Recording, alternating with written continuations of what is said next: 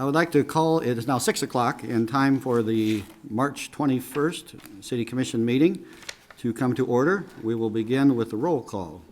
City Clerk? Mayor Hattersall, Here. Commissioner Reddy, Present. Commissioner Butler, Here. Commissioner Motta, Here. Commissioner Morse. Present. Mayor, we have 5 commissioners present. The quorum of 3 is met. Fantastic. We'll continue with the Pledge of Allegiance. Please join me. I pledge allegiance to the flag of the United States of America and to the republic for which it stands, one nation, under God, indivisible, with liberty and justice for all. We will continue next with the proclamation, March for Meals Month. Liz with the Manhattan Senior Center, please come up.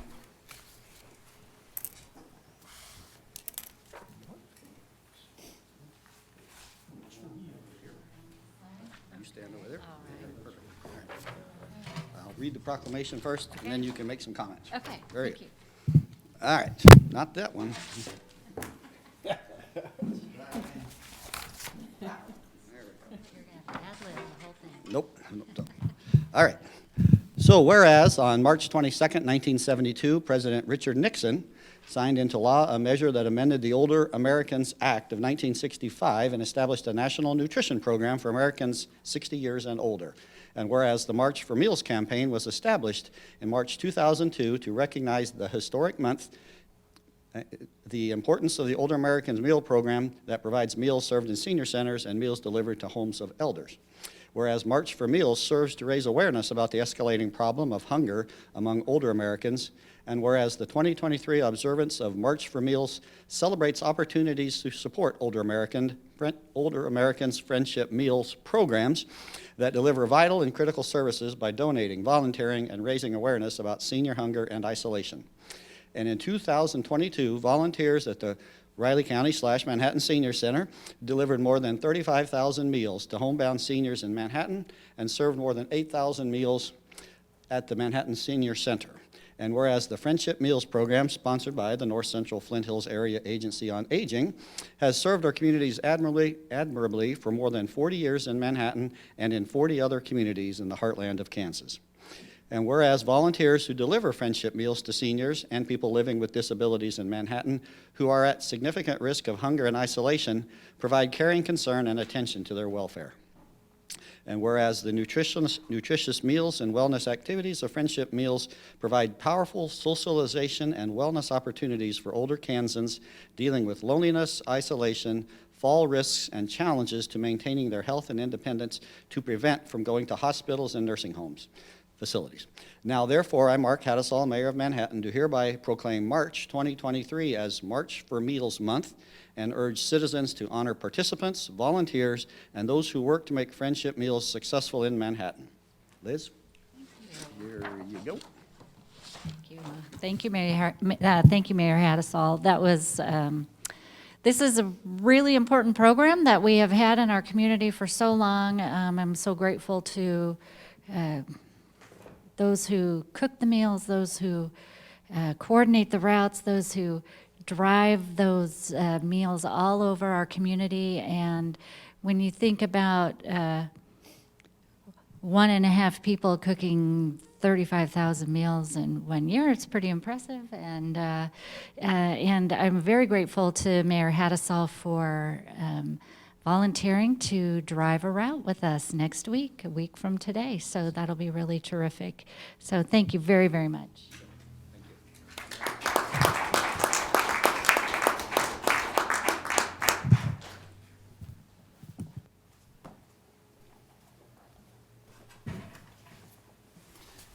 All righty. We'll move on to commissioner comments. Commissioner Morse, anything? Okay. All right. Go Cats on Thursday. And Lady Cats tonight. So, all right, we will move on to the consent agenda, which are items on the consent agenda are those of a routine or housekeeping nature or those items that have been previously considered by the commission. A commissioner may request an item be removed for a separate discussion and consideration immediately following the consent agenda. Does any commissioners have any questions or comments on any of the consent agenda items? We have a new one that's been added just this evening when we arrived, and it's not that I object to it, I just, the name of the fund is Art Press Fund. What does that mean? Is that just because that's the one you're gonna advertise out of, or what? So there's a couple things associated with that we added yesterday afternoon and did notice the folks that get the agenda that we were adding it, but it's a name change from when we originally awarded it. The commission had already awarded a project for $20,000. We had the one proposer. This is to hire and market and produce the shows and hire the artists to perform at the Arts in the Park Right. series. And so he officially changed his name of the company that he wants to operate under, and then he asked for $10,000 more. Right. So it's an increase from $20,000 to $30,000. You might recall we had originally $55,000 in the budget, and with the combination of these services plus the $15,000 we awarded for the equipment, we're still $10,000 under what our budget was. What does the Art Press Fund mean?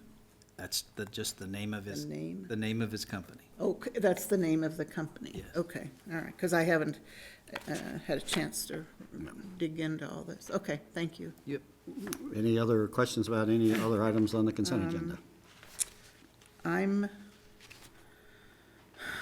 Let me get my old agenda out. Things change once you switch to a brand-new clean one.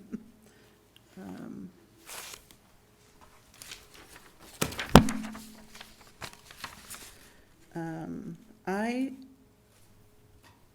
am going to vote no on F, the resolution, about the Aggieville Showdown on April the 1st.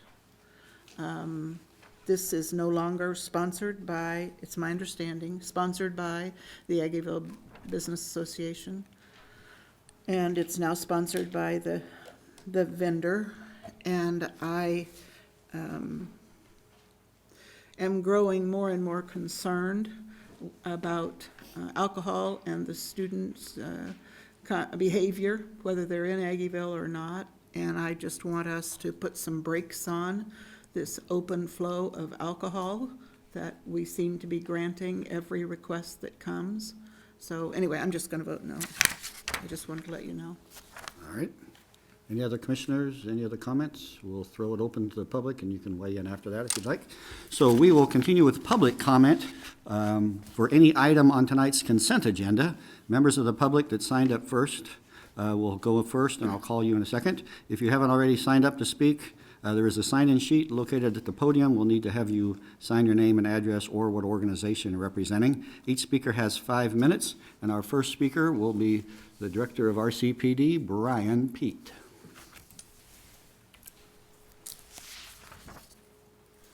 Good evening, Mayor, City Commissioners, City Manager, City Attorney, City Clerk, Brian Pete with the Riley County Police Department. I'm here today to just put out there to the members of the community, to our citizens, to our neighbors, that a few weeks ago was my first Fake Patty's Day event, and it was an experience, and it was something that I got to be out there firsthand, and I heard a lot of the comments and the complaints that were made by the members of our community regarding property damage, regarding behavior, and I echo their concerns. And so I'm pretty much here to tell members of the public, please, I will reach out to folks. Please reach out to me. That we do have a very close working relationship with the City of Manhattan, but we, as the RCPD, would welcome their feedback, their criticisms on what we can do better and how we can plan. And so I just want to say to the public, to everyone, that I have heard the comments and the concerns that were addressed to the city. I've read things that have happened on social media. I've talked to other people. I've talked to our community advisory board. And again, from my personal experiences there, that the RCPD, we want to make sure that we do our best to ensure the safety of everyone involved but to also prioritize, again, property and hoping in partnership with folks that we can have that mutual respect, or that respect can be on display for the inconveniences that happen there. So I would definitely like to open myself up to any questions or comments from the from the City Commission. Anyone have any questions, comments? Yes, Director I Pete? know this is a consent agenda, and we typically don't go back and forth, but because an address, one of the commissioners was talking about alcohol in Aggieville, and we have another event going on. So when events of such type happen, or they go into the community, they start off in Aggieville and may go on into the community later or into homes. How do you handle that? How many officers do you typically have? And are they in one venue, or how are they spread out, the barricades and stuff? Just in a brief, 2 or 3 minutes. I don't need a whole overview, but just wanted to know. Thank you. So typically, if we've planned, if it's been something that's happened in the past, we go off of what that planning or what those numbers look like, and then trying to figure out what's going to be the best use of our time, best use of our manpower, and during which times and which areas to focus on. So we'll take a very intelligence-led policing practice, proactive in trying to get a hold of anything before it happens. And then that all depends on how much staffing that we can have to address those particular issues. Thank you. There wasn't a lot of problem areas in Aggieville itself. Most of it was the neighborhood, the Raton, that area up there. And so, yeah, I was talking to somebody who said that, you don't have to have an invitation, apparently. You just show up in the 1100 block of Raton during fake patties, and there's a party happening there. So, going forward, obviously, there's more that we could do preemptively to kind of put the kibosh on that before it gets out of hand. And so we'll give you a year to figure it out. Yes, sir. Anybody else? All right, thanks so much. Thank you. Any other public comment on any items on the consent agenda? All right, if not, I will close comment on the consent agenda and would accept a motion to approve the consent agenda. Mayor, I move we approve the consent agenda. Second. It's been moved by Commissioner Reddy and seconded by Commissioner Mata to approve the consent agenda. City Clerk, please call the roll. Commissioner Reddy, Yes. Commissioner Butler, Yes. Commissioner Motta, Yes. Commissioner Morse, Yes. did you have a no? Were you going to say no to one? No on item F. I'm sorry. Yes, that's true. No on item F. Mayor Haskell? Sorry, I was Yes. distracted. Motion carries 5-0 with the exception of item F1, which carries 4-1. All right, we will move on to the general agenda item, and when the first one is consider annexing the Willis Addition. Director of Development, Stephanie Peterson.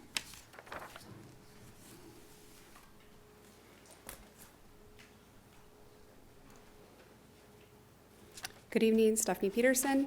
This evening we have before you annexation of what is currently being called the Willis Addition. This is a 21.8 acre tract of land up in the northwest part of our community. Looking a little bit closer, you can see on the east side, that's the Grand Mirror Master Plan Development Area, and then to the south is the Hartford Hill Master Planned Area, and the tract before you this evening is outlined in red. It is adjacent to the city limits on 2 of the sides right now. It is included as part of the Hartford Hill Master Plan. That was a master plan that was amended into the comprehensive plan in 2016. And then the oval here in red kind of identifies the general area of where this next phase is. Currently, there's an area down here that's already been developed. If we go back, you can see a portion of that here. There's 3 different factors that the Manhattan Development Code requires as part of consideration of if the city should be annexing another piece of property. All those were outlined in the staff report. Just to kind of give a quick overview, Public Works has indicated that they would be able to serve this area with current city or with city utilities, that we have the capacity to extend service there. It's also consistent with both the comprehensive plan and by adoption the Hartford Hill Master Plan. Both of those identify this area area as future residential.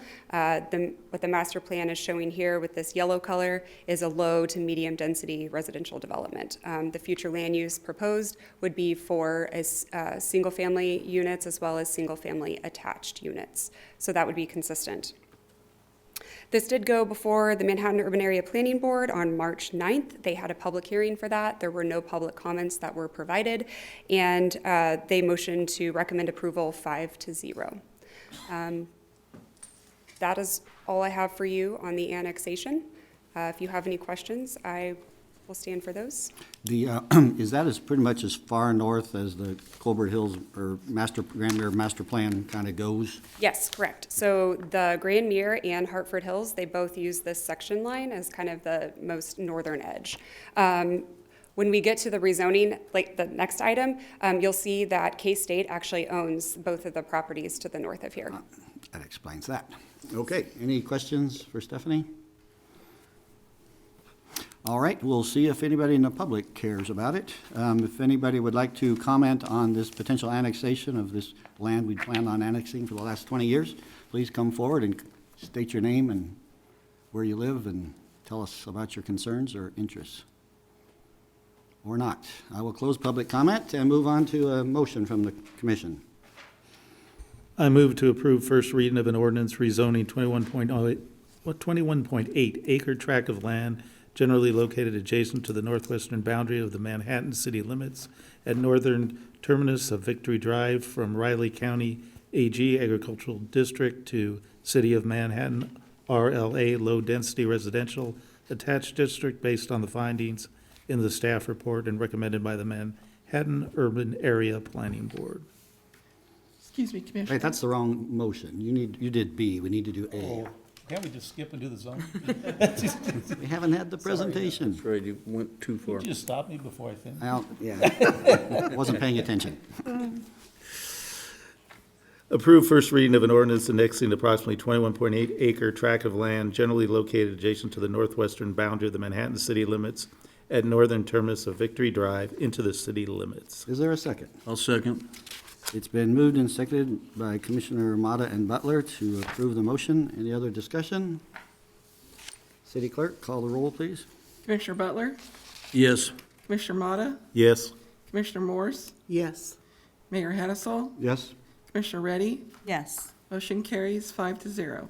All right, second step, consider rezoning this Willis Addition from Riley County Ag to District to Low Density Residential Attached District. Yes, again, the Willis Addition, looking at rezoning this time. A reminder of the general location of this property. Again, I just kind of covered this. I'll go through this briefly. If you have questions, we can come back in more detail. The Hartford Hill Master Plan does identify this as future residential.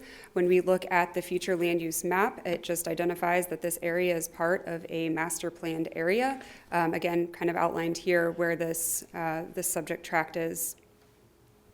When we look at the current surrounding zoning, most everything to the west is currently agriculture within the county. The university, this purple shade, that does indicate that the university has a university zoning through the county. While this is still shown as agriculture, that's still owned by the university, again, in the county, and then all of the surrounding uses of what's been developed are some sort of residential. They are looking to zone it RLA, which is a low-density attached residential. That zoning district would allow for a single-family home that's detached as well as a single-family attached dwelling unit. This also went before the Manhattan Urban Area Planning Board on March 9th. Public hearing, no public comments, and the board recommended to approve on a 5-0 vote. So is that area west of it, is that potentially annexable, rezonable, buildable land also part of the master? Correct. Okay. It goes for quite a ways. Oh, that whole The whole thing, yep, Wow. yes. Okay. 380 acres, I believe. Is that, All right, so still got room for some more there's a decent, yeah, high there's a price decent housing. chunk. Good. Any questions about the rezoning part? No, Linda? zoning. I'm curious about access to Marlat. Is there any provision? And I know zoning isn't necessarily the right place to ask it, but if I ask every time, I'll hit it. Correct. So we've had a lot of conversations about circulation. Sure. That is something that we'll get into during the plating phase when Okay. we start to see how the roadway network is laid out, and then what access is needed both to the site right now. Yeah. If we can look, Victory Drive will come up. Well, we also know that the part to the west is likely going to be developed in the future, so we also have to keep in mind future connectivity for any of those phases. So when next we see you? Correct, on this Plating. item, yes. Okay, the deal. But there's no, the Marlac connection is not being discussed and won't be discussed during that phase either, right? No, Most it likely, will. because that's going to have to cut through K-State property and that whole, I could see it as part of a larger conversation about future connectivity to this.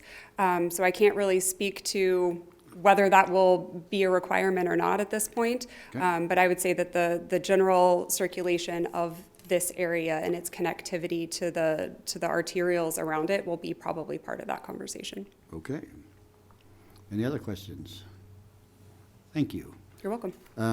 We will move on to public comment on the rezoning of this Willis district. If you have some comments, please state your name and sign in.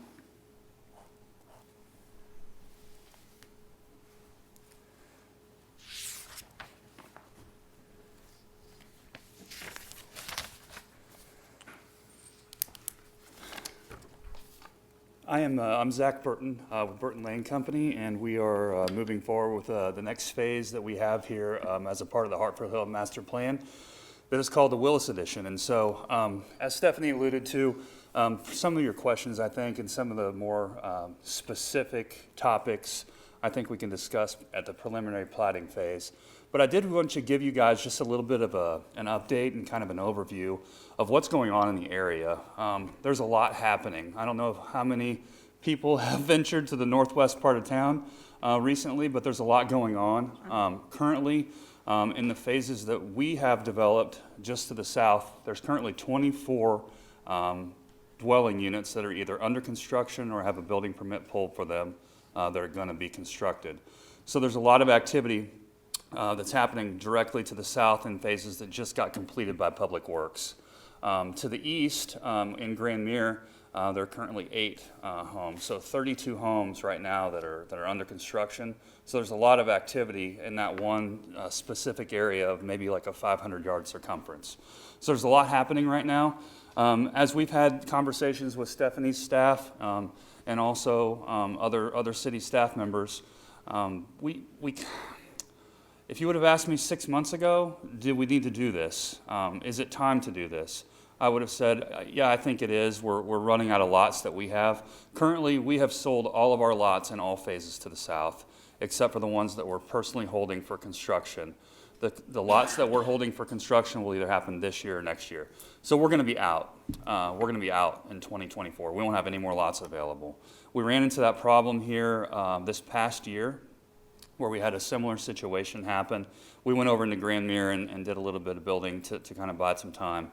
But we've got a really good builder network put together of builders who are buying lots, who are constructing them. There's been a couple of people who've bought directly from us to build their own personal home. But we really try to focus on the builder network and people who are wanting to put those houses up. One thing that I do want to mention, Commissioner Hattasol, you mentioned the area to the west. Within discussions with the city staff, we had, I think there's been a little bit of misconception, probably not by everyone, but by a few people, of what our intentions are to move to the west. And where we're developing at right now is actually the most difficult spot on the tract of land that we have to develop. There's 17 feet of rock straight down at the current spot where we're building. We've got about 4 feet of topsoil or so, and then a lot of rock to deal with. So that's been a challenge. But as we move to the west, we've got about 60 acres directly to the west of this that you can take a large armed backhoe or excavator and dig down 17 feet and not hit a single bit of rock. And so we had that same deal kind of out along Grand Mere Parkway where Chapel Hill Road would intersect with Grand Mere Parkway. We did the same thing there. And so as you move to the west, my point is development becomes much cheaper. the infrastructure costs go down, special assessment costs go down. And so as we move that direction, there's a lot of positivity and a lot of good things for Manhattan. There's a lot of things happening to the east right now, and I'm not somebody who's debating which side's better. I think both sides are better, and they're good for Manhattan. And I just want to kind of update you tonight on what's going on out there. If you haven't ventured out there, I'd encourage you to go out there and look. There's a lot of things that are happening. There's a lot of new residential products that we're doing right now that really fit in with the housing study that was just done. In fact, some members of Stephanie's staff really proposed some ideas that we had in terms of considering the RLA zoning for what we're doing, as opposed to just doing strictly residential zoning. So it allows on each lot that we have the ability to either do a duplex, which would be single-family attached, or to do smaller single-family homes. Not less quality, but just smaller, to hit a price point that's going to be, I think, more affordable for more people. We're doing some townhomes right now in the same area, just to the south, that really fit into the strategies that are being developed for workforce-type housing. When you say workforce-type housing, we mean teachers, we mean firefighters, police officers, people in that salary range right now, and they really fit into that. There's some programs that are offered both through the state and also federally that we're interested in pursuing too, if those come available, to work on some more types of housing that would fit that need. So if you guys have any questions, I don't know, my time's running out. I don't know if I can answer questions after the time, but if you have them. You're more the applicant than public comment, so you can talk as long as you want. I'm done. So is like, would the next phase for you guys be west of the Brown RH, or would you stay up there on the north edge? We've worked primarily from south to north now, in the eastern, what I'd call quarter. This will kind of fill out the east 80 acres that we've done. Through the next 80, we would then move from north to south.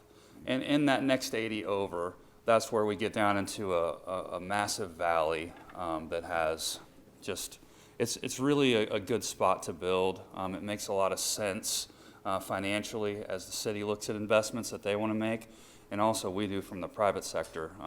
It's going to cheapen things up quite a bit, so we're really excited about that. Very good. Any other questions for Zach? Yes, thank you. So I was looking at the minutes from the planning board, and a couple of questions that they had were, as you grow towards that area, do you go into a different school district? Do you know anything about that? Yeah, so the eastern section line, that as you look at that right now, so where you see the yellow section match up to the red dotted line, that vertical run north to south is the Riley County School District line.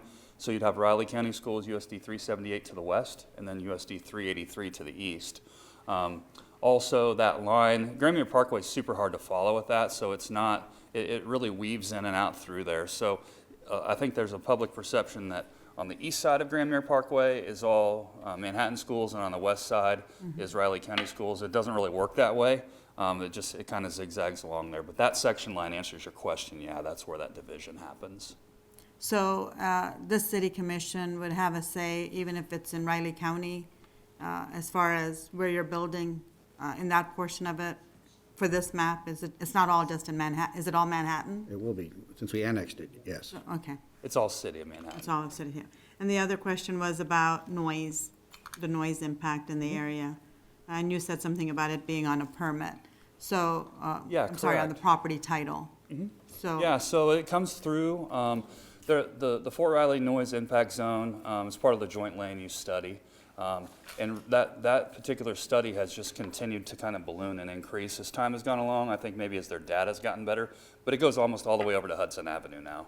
So the same noise zone that we would be in with what we're doing in the Hartford Hill Master Plan area is exactly the same thing that you would have throughout Grandmere, and then even in some cases as far east as Hudson. Yeah, I think the development is great that it's happening.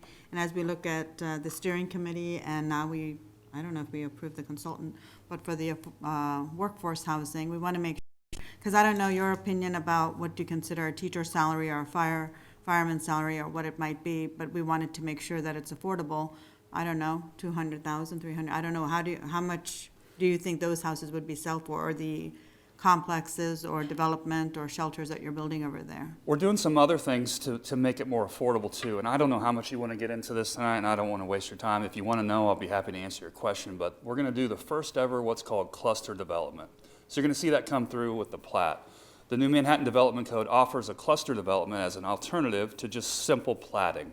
And what that does is it takes areas that are steep slopes that we want to save, like native grass on, to kind of keep some of the character in the area, or where it might end up costing a lot of money, or we have like, slides of mud come down hills. If it's 25% slope, what we're doing is we're keeping those areas native as a part of either a conservation easement or also a designation on the plat. What we're also going to do then is it allows us to have smaller setbacks. So our front yard setback goes from like 25 feet to 15 feet, so that means the driveway is shorter. That means less concrete, it means less cost. It allows us to put the houses a little bit closer together. So instead of having 16 feet between two houses, now we might have 12 feet between two houses. All those things, smaller yards, all those things, but still a lot of all the amenities that you would have for connectivity in terms of biking paths, walking trails, sidewalks on both sides of the street. We have biking trails that go clear up through our entire development that we've done in Hartford Hill on both sides of the road. So I would encourage you guys to just come up there and look to see what's going on. I know it's a lot out of the way for some people, or it's far away from downtown if that's where you hang out. But there is some exciting stuff that's happening up there. And that is our goal. Our goal is not to sacrifice quality. We want to have quality, we want to have them look very nice. My parents were both teachers for 42 and 43 years respectively. They're educators. And that's how I grew up. And I think it's something the city needs. And what price point we can hit, I think it's going to be a part of the discussions that we have moving forward. With our plat, there are going to be a lot of decisions that have to be made. There's going to be topics that come up that haven't been addressed before in the platting phase. And so as we look at some of those things, I do think the cost of housing has to be taken into account too. So I look forward to talking with you guys. Sounds good. Thank you, Zach. Yeah. I wanted to ask, it seems to me that the further north we go on Grandmere, the further we get away from any kind of services, whether it's, and there aren't many even there at Kimball and Grandmere and Venesta. Is that, are you thinking about, are you working with the city staff about, is that something on, because you're doing most of the development out here in this north area. And I drive out there about once a month, and I explore every road I can There's super questions, Commissioner Morris. I think that we have to look at everything as a whole to a certain point at some point in time. And we've had discussions internally with some staff members and also with other developers in the area, trying to figure out what the connection at some point in time to Marlat's going to look like. I don't know when that'll happen, and that's the hard part. Somebody told me one time I wasn't being forthcoming. It's not that I'm not being forthcoming. I just don't know. I don't know how fast it's going to go. 6 months ago, I would have told you I'm not sure if we need to move forward with Willis yet. I would tell you today that I wish I had these lots at the end of this calendar year. That's how quickly things are progressing. changing? And I'm just looking ahead, thank you. I didn't mean to put you on the spot. no, you're okay. And also like lots, I mean, you go out there and you're like, if you would have gone out there 18 months ago, you would have said, we have plenty of lots. Yeah. We don't need to be doing more. And now you go out there and things are filling up very quickly. I would say go take a picture today and take a picture in 6 months, and I think you'd be blown away by what's going to happen.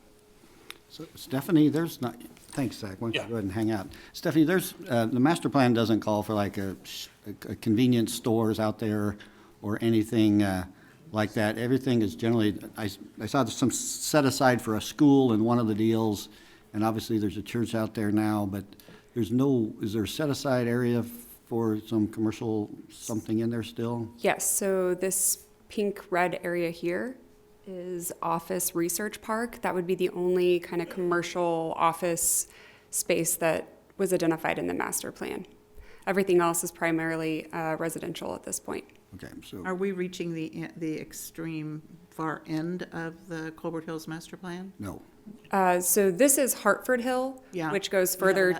We have another master plan, that's what you're saying? Yes, Okay. so, and I can show you right here. That's good. So here's where Hartford Hill is. Yeah. This would be Grandmere Okay. master plan. So Hartford is at the far western edge Right, of okay. any planned area. developed area. That's true. Thank you. You're welcome. Okay. We will throw it open for public comment. If anybody would like to comment on this rezoning of the Willis Addition, please come forward. State your name, sign in. Or not, so we will go ahead and close public comment and consider a motion. Commissioners? Mayor, I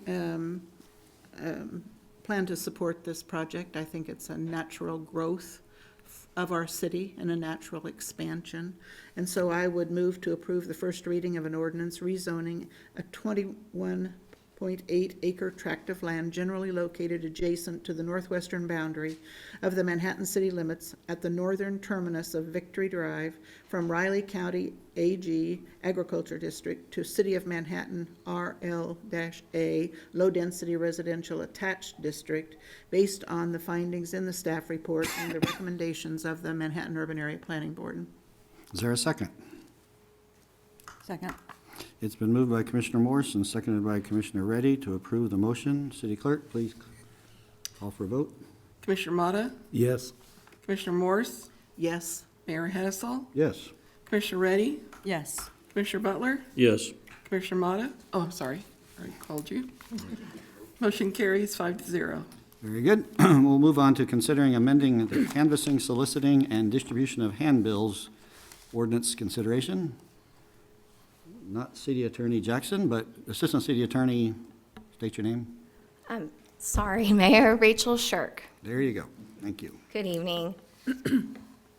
I'm just making sure that I find the button here. Up. Stephanie just showed me this and I still struggled. Okay, thank you. Good evening, Mayor and Commissioners. As the Mayor stated, I am Rachel Shirk, an Assistant City Attorney, and I'm here tonight to discuss with you some proposed revisions to our city code related to the First Amendment. This evening, the topic is canvassers, solicitors, and distribution of handbills, as you're aware from your packet. But we do have a planned second ordinance presentation to you in the near future on April 18th for temporary political signs.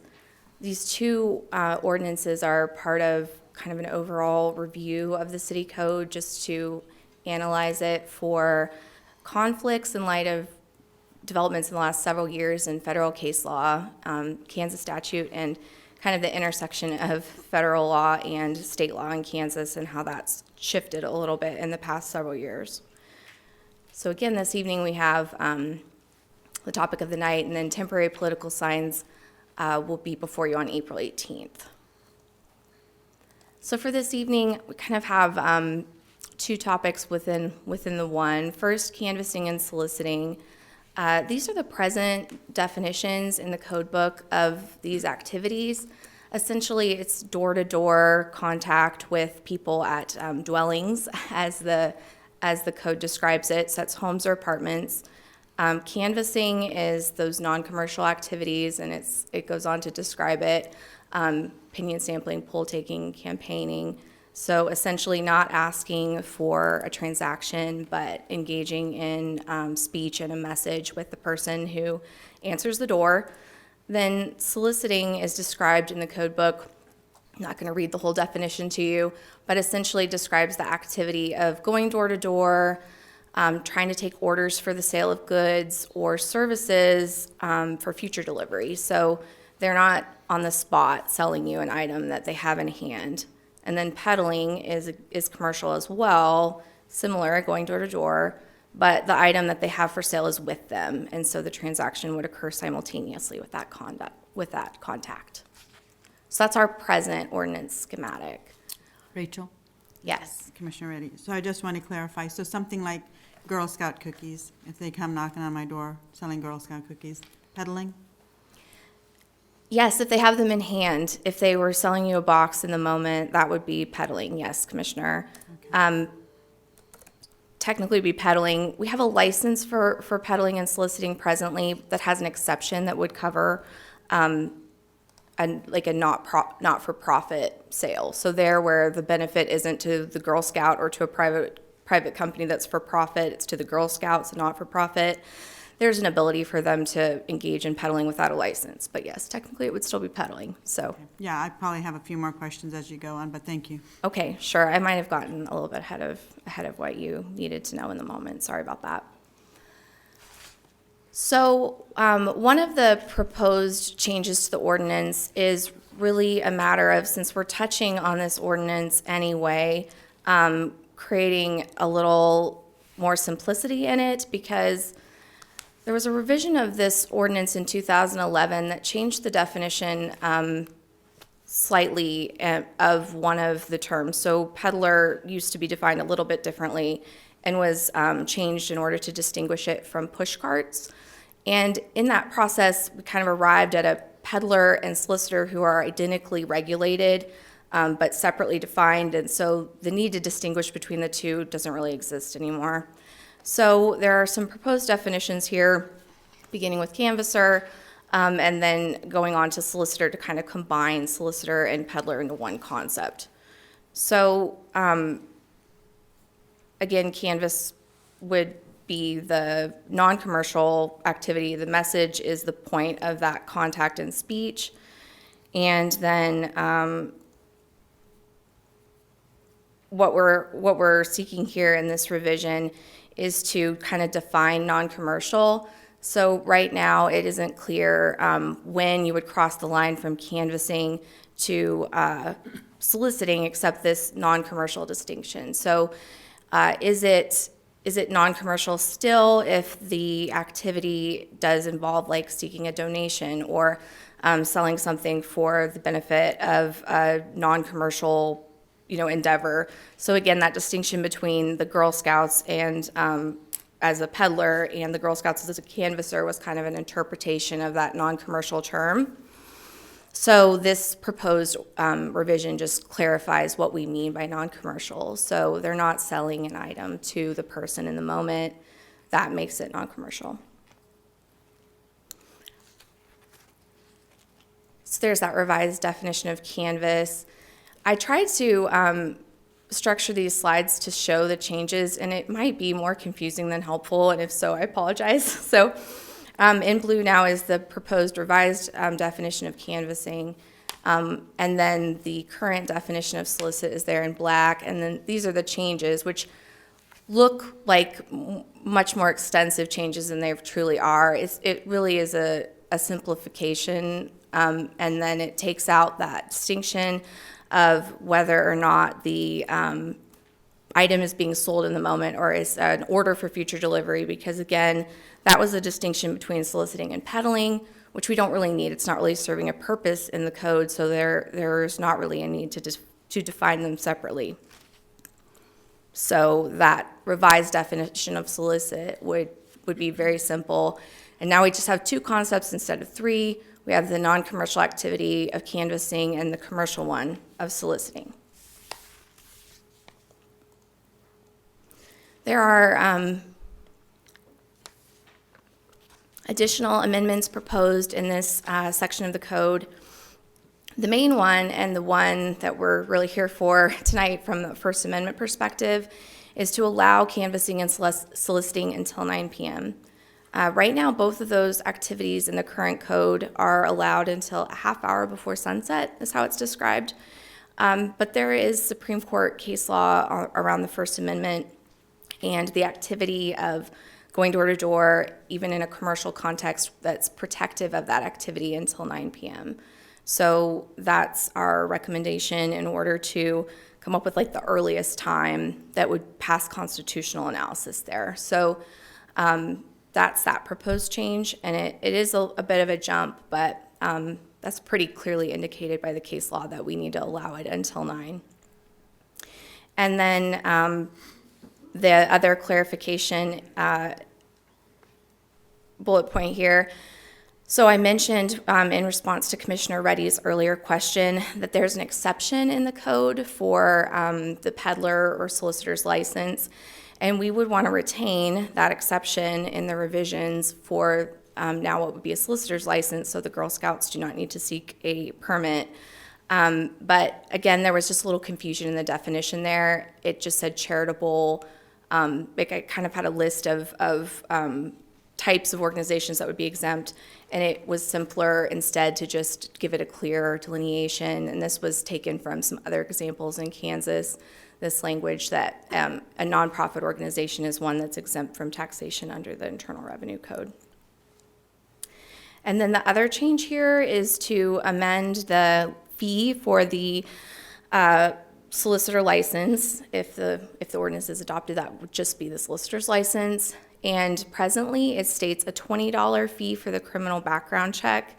What we're trying to move toward as we continue to work with revisions in various areas of the code is cost recovery, as I'm sure you're all aware.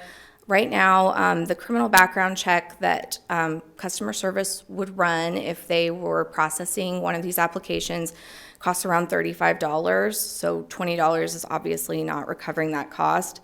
But that amount could change. So rather than putting in what we currently are charging for a criminal background check, the proposed language in the ordinance is just that the city can recover the actual cost from that applicant. So if when they apply that cost is presently $35 as it is today, then that would be the fee. But if it goes up or down, then the fee would adjust accordingly. Again, just to make sure that the city isn't closing a gap on the cost that the city is paying versus the applicant's contribution. It should cover the whole cost to the city. Rachel, I have another Yes. question for you. So when you say cost recovery instead of flat fee for criminal, that's for organizations that are not nonprofit, that are soliciting. So let's say, kids want to go mow your lawn. They knock on your door, they say, hey, want to mow your lawn, $20. Oh, what is that considered? Well, I think that would be soliciting, arguably. I mean, depending on the details of the situation. But Would that fall under, do they need a license? if they're doing it for personal benefit, I suppose technically that would be, if they're going door to door and it's not just like a single neighbor's door. I mean, it would depend on the facts, but there's a scenario where there because there's so many neighborly things that we do for each other, where kids have a snow day and they may go knocking on doors and saying, can I shovel your driveway for $50 or $20 or whatever it might be. And just to clarify what this is, because we don't have very many people that sell vacuum cleaners or magazines that come to your door anymore. So I just wanted to clarify how we define that licensing piece. So I suspect most of the time, people aren't going to know to get a solicitor's license, and so there'll be some kind of complaint. I think the issue with the kids trying to mow your lawn, or until somebody complains, why is this kid asking me to mow my lawn, and calls the city. I don't think this is going to be, I suspect it's kind of complaint-based in the sense of no one's going to call and complain about that, so while in theory they should get a solicitor's license, I should have a cat license. And so, in theory, that's where there's a lot of, until there's a complaint or something, I don't know if it's really a problem. And it's really impossible to foresee every circumstance that's going to come up that someone might show up on your front door. But, yeah, I think you're heading in the right direction here. We got it, as long as they, like when the Manhattan High students come around to sell us the discount card, that they don't have to get a solicitor's license. But yeah, if some out-of-town outfit comes to town going door to door trying to sell magazines, which always seems iffy, then that would be the time that we'd want to make sure that they're background checked and such, so. Anybody else got a question? We'll let her continue. John? I'll just throw in, since it's one I highlighted when I went through this, which is along the same lines. And I was thinking of the high school football guy who comes over and sells you that card where you can get the discounts over. It says in what you've got in your details written here that the organization has to file some paperwork with the city, even though it's not a license, they have to still file that. And I just wonder, I assume they're not doing that today, or we're going to have to notify the high school and all these people, they have to come down to the city and file this sheet of paper? Or? Commissioner, my understanding, because the letter seeking the exception from the permit does already exist in the code and has for years. My understanding from visiting with Susie Mullins in customer service is that you're correct in your assumption that people don't know to seek, they don't know the license exists, they don't know to seek the exception. What seems to be the suggestion generally is if people complain, like 7 high schoolers have knocked on my door, what's going on? Then if they can contact that organization and communicate with them, they don't necessarily insist on the letter. The purpose of the letter is more to let customer service know what's going on so that if someone calls, they can explain that, well, they are not-for-profit, they are allowed to engage in this unless you've posted a sign that says no soliciting. So I think that's how it works out in kind of in a practical collaboration, more or less, between the organization and customer service, just so that customer service knows how to respond if there are calls with concerns. But I think she also said there really haven't been very many instances where it has come up, but it has come up, and that's how they respond, if that provides any clarification. So we'll probably still have people who don't do it, but if someone calls, then they might come tell them, and they'll come down and file their piece of paper, and they'll be fine. I imagine, Commissioner, unless the group has kind of run into this before and is already familiar with the process. Probably. Next slide. Okay. Thank you, Mayor. So the second sort of subtopic under this ordinance is distribution of handbills. That first bullet point describes our present definition of handbills. I think of it just basically as printed materials, anything that you would hand out to convey a message to people, whether it's a commercial or non-commercial message. So again, in our effort to ensure that we are in compliance with the case law around the First Amendment, the proposed ordinance would strike our code's general prohibition on distributing handbills in public places. That activity is pretty carefully protected by the Supreme Court. And so to not allow people to stand there and offer a handbill to someone who's then free to decline it or accept it is very clearly spelled out in the Supreme Court's case law as not something that we can disallow. I have a bullet point here reflecting a hope to come back to you soon with some changes to the park rules. So there is a rule that this activity is also not allowed in parks that we want to address, but it lives inside a park rules section that needs additional revision, which we're aware of it needing, and we hope to collaborate with our new director of Parks and Recreation on that project to kind of review it all at once, so we're not touching that twice for the sake of efficiency and so that you all only have to entertain one set of changes. I have on this slide that we would come back on April 18th with the political signs ordinance to discuss that with you, but with the with my knowledge now of our new Parks and Recreation Director's start date of April 17th, that seems unrealistic. So I think it will probably be later on, and until then we will just continue to deal with this code issue by just not, understanding that we can't enforce that in the parks. And the last bullet point there is another clarification of a provision that we've worked with and RCPD has worked with a little bit of confusion in the past. So at present, we have a statement that you cannot place handbills on parked vehicles in a parking lot, and the phrase in the code is public parking lot. So there have been questions over the years, what is a public parking lot? Does that include a privately owned parking lot that is used by the public for parking? And so the proposed ordinance clarifies that yes, that prohibition applies in a parking lot, whether publicly or privately owned, if it's available to the public for parking and if it's designed for use as a parking lot. And that language was just taken straight from our towing ordinance, which says the same thing in terms of its ability to use the ordinance to tow vehicles that are parked in violation in public parking lots. So that language already exists in the code. We know that it's easy to apply. So I borrowed from there to change this provision so that we don't have that question come up in the future and have to, provide an interpretation. It will just say it very clearly in the code. So you can put handbills on cars parked along the curb of streets, but you can't do Walmart, Home Depot, Target, any of those places, West Loop, all those are privately owned parking lots. Those would be for verboten, or, yeah, you can't do those.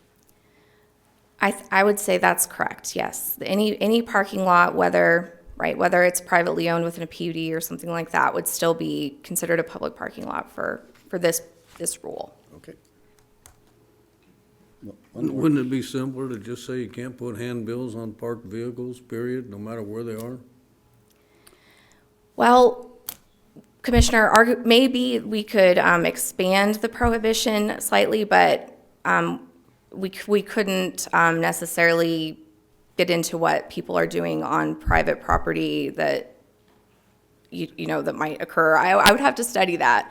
This is kind of the usual rule that you see in ordinances, but I could look into that if it's something that you all are interested in.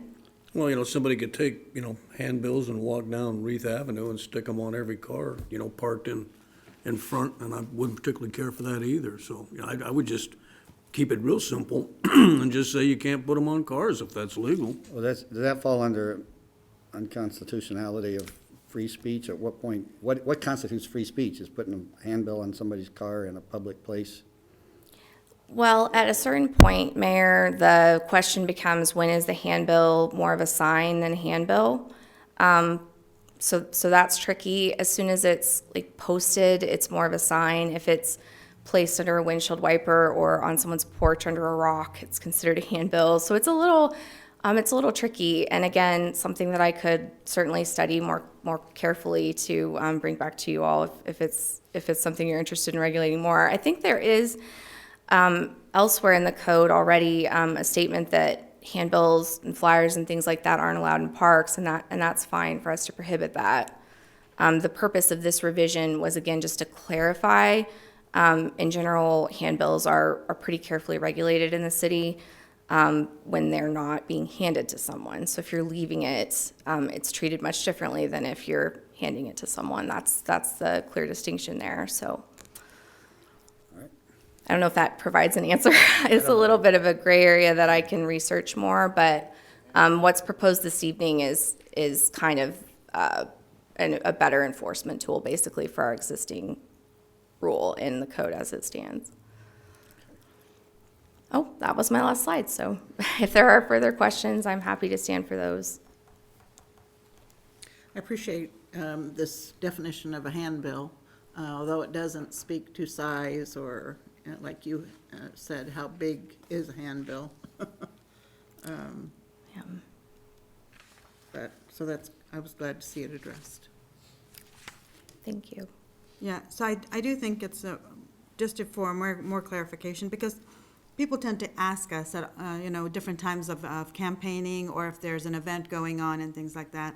And we would like to say with some confidence what they can and can't do. So for example, in this ordinance that was proposed in our packet, section 3-23, it says placing on automobiles. It's unlawful for any reason, any person, to place or cause to be placed a handbill upon the exterior of an unoccupied motor vehicle standing parked upon the streets in streets or in public off streets near the city. And then the second part of it says parking of motor vehicles, whether publicly or privately owned. So sometimes there's just so many words, it just sounds very confusing. If we can just simplify it and put it in layman's terms, maybe on a website or something, just put the do's and don'ts of where people can do this, or what it means. Otherwise, the language is very confusing the more we hear about what is public, what is private. Dylan's parking lot is my parking lot. We're talking about, like you said, a park. And we see signs all the time, good intentions. Most of them are not ill-intended. They'll say, picnic at Douglas Center, and you'll see all of these things, or something like that, or Juneteenth here and there, and everybody just places it. And we don't want to fine them for every single thing, but I think it would be clear for us to tell an organization or somebody who requests a permit for an event, say, here's the do's and don'ts of what you can do with your flyer or with your handbills or whatever it might be. I think it would be easier just to be consistent, and that we understand better on where to direct them. just for clarification's sake. As I read it, it just sounded, the more I read it, the more confused I was getting about what some of these things meant. So, I understand, Commissioner, and as you read it, I think that's apparent. It's got some maybe more antiquated language to it, and I agree that it would be good to create another resource, and I can also, before second reading, kind of work on trying to make the ordinance itself more clear. There's no reason it needs to be opaque, so thank you for pointing that out.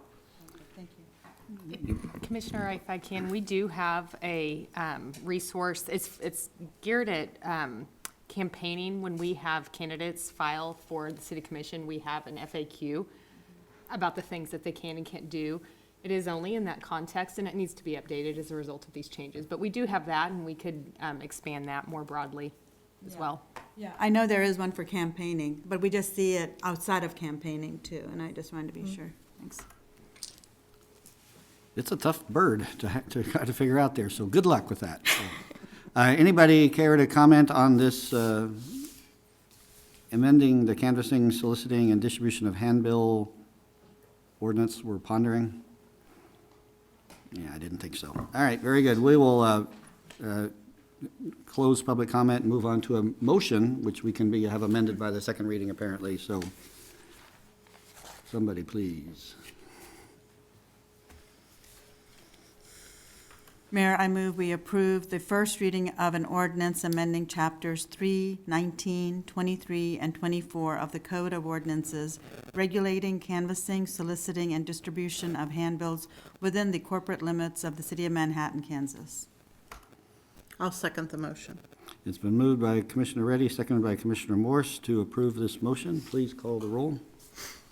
Commissioner Morse? Yes. Mayor Hassel? Yes? Commissioner Reddy? Yes. Commissioner Butler? Yes. Commissioner Motta? Yes. Motion carries 5-0. All right, the last item here finally is discussion item, review and discuss the contributing financial support to a new local revolving loan fund, the Elevate Fund, for funding entrepreneurship programs. Darren Solden apparently is the presenter of the moment here. Apparently so, and you are correct, presenter at the moment. So, good evening, Mayor and Commissioners. My name is Darren Solden. I am the Director of Economic Development for the Manhattan Area Chamber of Commerce. It's great to be with you tonight to talk about a topic that, and obviously this is on your agenda as a discussion item, so we want to make sure that we're going to go through a presentation and have a couple other partners come up and talk as well, but then have some time to answer questions and have that discussion. I am here representing a number of partners. You can see them in the logo cloud there on this slide, but Black Entrepreneurs of the Flint Hills, Spark, Kansas State University Innovation Partners, Potawatomi County Economic Development, along with the Chamber, Small Business Development Center, Network Kansas. There are others. The community foundation's playing a role in this, but ultimately what we're doing is we're working towards developing resources, particularly funding and financing resources for entrepreneurs in our community. We believe that that's an important part of our economic development strategy, which I'll talk about in just a minute. But to start off, I'd like to kind of remind folks of because I think sometimes we take this for granted, but the importance of entrepreneurs and locally owned businesses to our community. You look around and you look at so many of the ones that oftentimes stick out, so many of our major employers, Manco, Haynes, that used to be GTM, folks like Civic Plus, Master Teacher, so many of our restaurants, our retail outlets, our entertainment and attraction assets, our locally owned businesses that at some point were much smaller than they are today. And they started someplace, oftentimes with one person or two people and out of a car or a home or a garage or a small space, and they've grown. Ultimately, those locally owned businesses and those entrepreneurs have created an environment that makes Manhattan unique, not just for folks that live here, for all of us, but people that visit here. And we hear that all the time from folks that come to conferences and or visit this community, seeing their kids that are in college or otherwise about how unique that aspect of our community is. And of course, there's a business component to that. Those companies employ people, they pay property taxes, they generate activity that generates sales taxes, and ultimately, at the end of the day, they also give back significantly philanthropically within our community. So we are big believers that entrepreneurs and small businesses in this community play an absolute vital role, and we should be doing everything we can to increase the number of entrepreneurs and small businesses and support them in their journey so that when they start, they have the opportunity to grow. As I mentioned, as a key strategy, entrepreneurship is one of really 4 key tenets within our economic development strategy: jobs, talent, entrepreneurship, and innovation.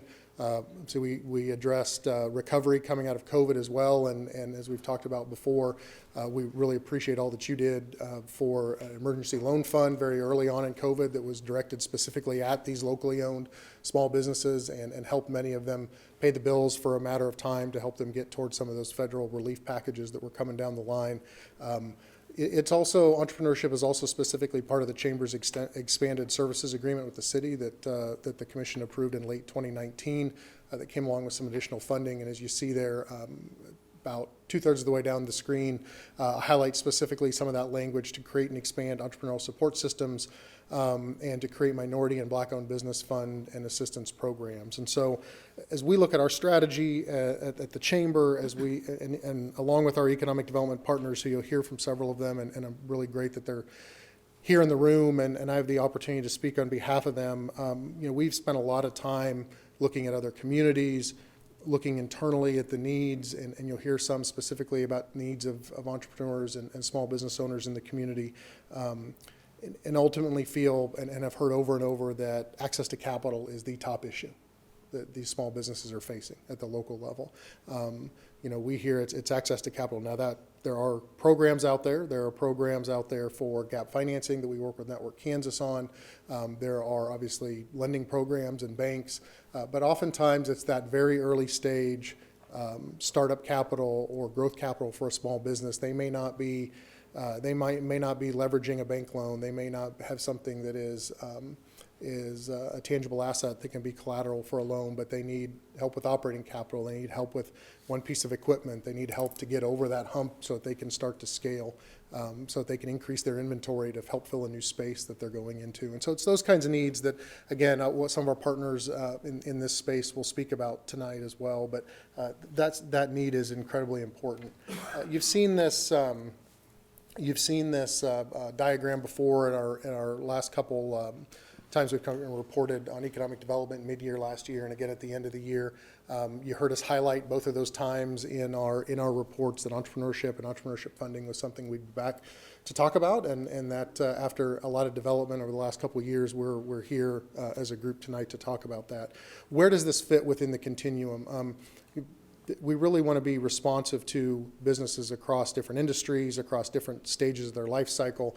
What we're talking about tonight in a broad context is resources to help fund a revolving loan fund, a revolving loan program. So a revolving loan is when funds are loaned out to a business, they pay that back over some term, and then those funds go back into the pot and are loaned back out again. So it has the potential for really strong return on investment. It's one of the reasons why when you look at other communities, you oftentimes see programs that are set up this way. It's one of the reasons why Network Kansas has had so much success over operating in over 70 counties, including Riley County and in the city of Manhattan, with their e-community programs. Is based on this model that you loan money out.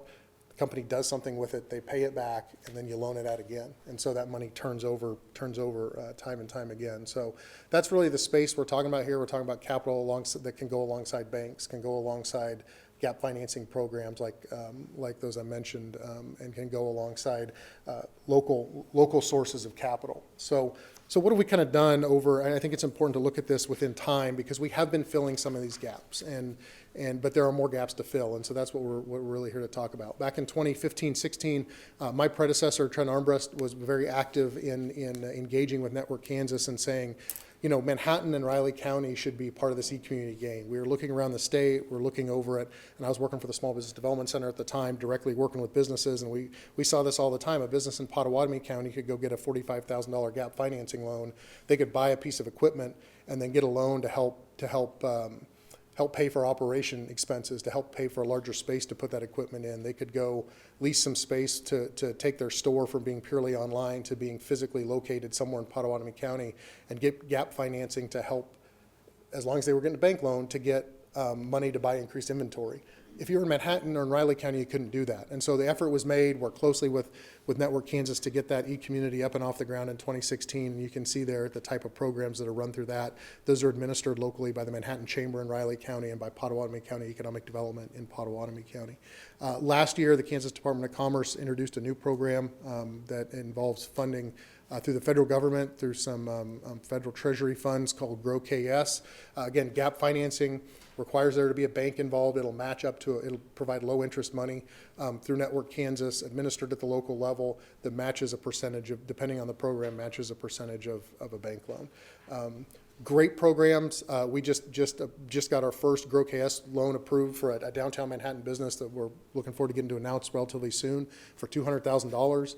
We've done multiple, both in Manhattan, in Riley, multiple e-community loans over the course of the last several years. So these programs are getting used, but again, a gap exists for some of that early stage financing, or for a project where a company isn't looking to necessarily have a bank loan, whether that's because of their own choice, because they don't need it, or otherwise. And so we're seeing this happen in other communities. Topeka does a program similar to this through a community development financial institution, which we'll get to eventually here on the slide. Lawrence is I think within a couple months here, if not shorter, of rolling out a program where they're taking some ARPA dollars and some privately raised dollars to run low interest loan programs for small businesses. So we're seeing this happening in other communities, and we believe that an opportunity exists right now to work on developing a program like this here. So then looking beyond that to the future.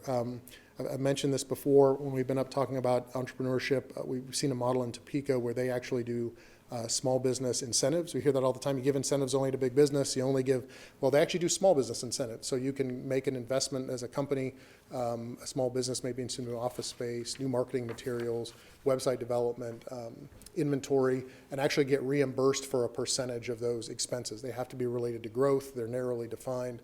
But we think opportunities go out to go raise private money to help support those kinds of programs that can help early stage businesses. And then finally, on the horizon down the road here, probably a year or two, because we have to prove, and the administering entity here, which is Spark, we'll talk about that a little bit more, has to be able to prove the ability to do this. But a community development financial institution, which is an entity through Treasury at the federal level, geared specifically towards supporting low to moderate income. So that's low to moderate income owned businesses, businesses that primarily employ low to moderate income individuals, or businesses, and this is really the one that becomes very important and why Topeka has done this so effectively, that are located in areas that are designated low to moderate income.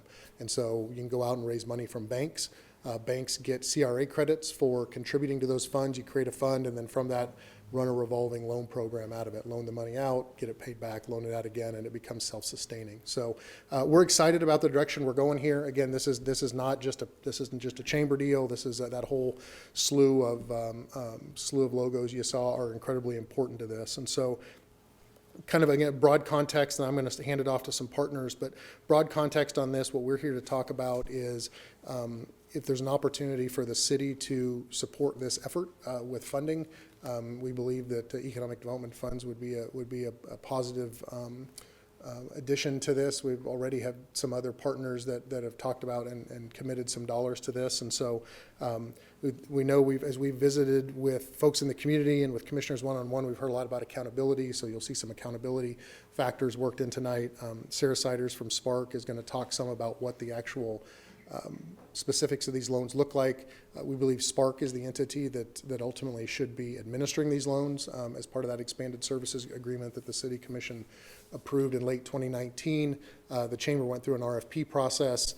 Spark was selected from that, and then we've worked with Spark, and Spark has developed a really strong foundation of entrepreneurial programming and activities. This is taking it to the next level. So there's classes, there's networking, there's those kinds of activities and programming.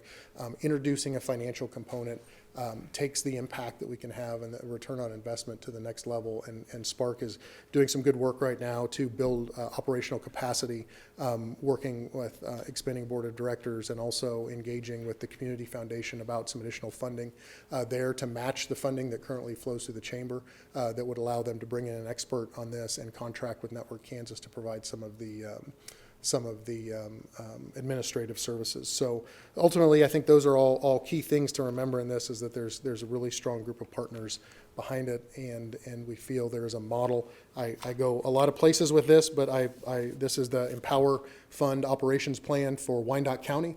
This is their program that's geared specifically towards underserved and historically disadvantaged populations. I know that we're talking with the folks in Lawrence that are working on a similar program to what we're presenting tonight. They use this one as their guide as well, and Network Kansas are the folks that administer this. So I think we've got a model that we see working in other places, and we'd like to bring it to Manhattan to do all we can to drive economic activity and economic impact within our entrepreneurial ecosystem. So with that, I'm going to hand it over to Sarah Siders. Sarah is the Executive Director of Spark, who's going to talk a little bit more about where Spark plays a role in this, and share some details on the specifics of this revolving loan program that we're sharing with you tonight.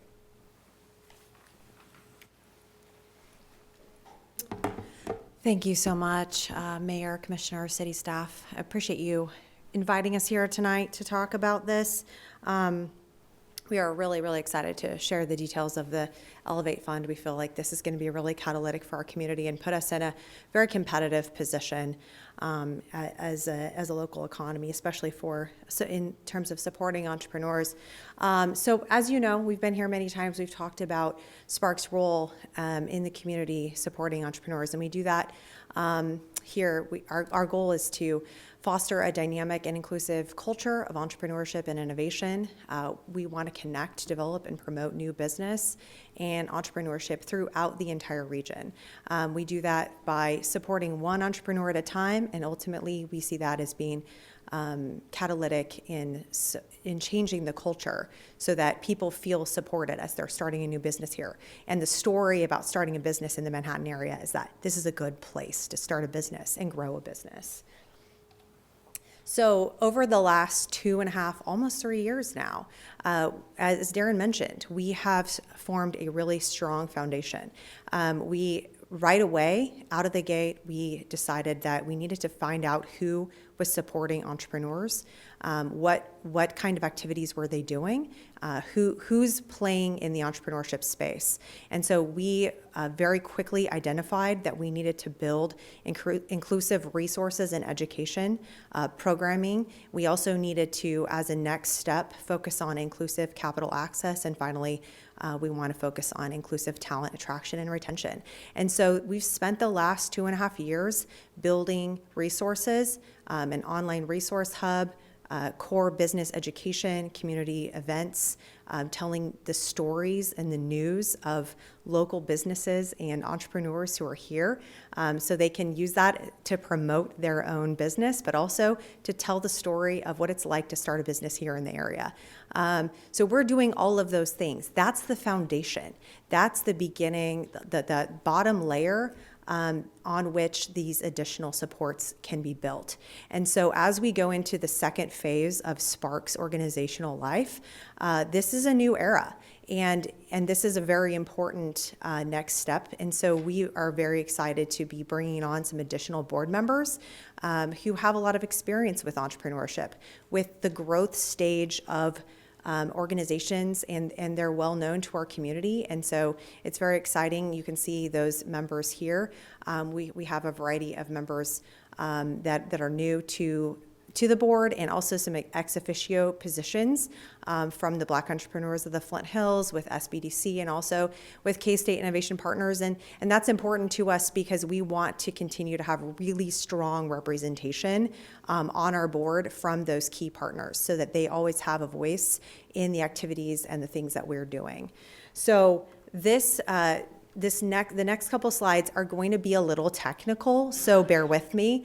But we just want to provide the technical detail because we want you to understand just how thoughtfully considered this process has been.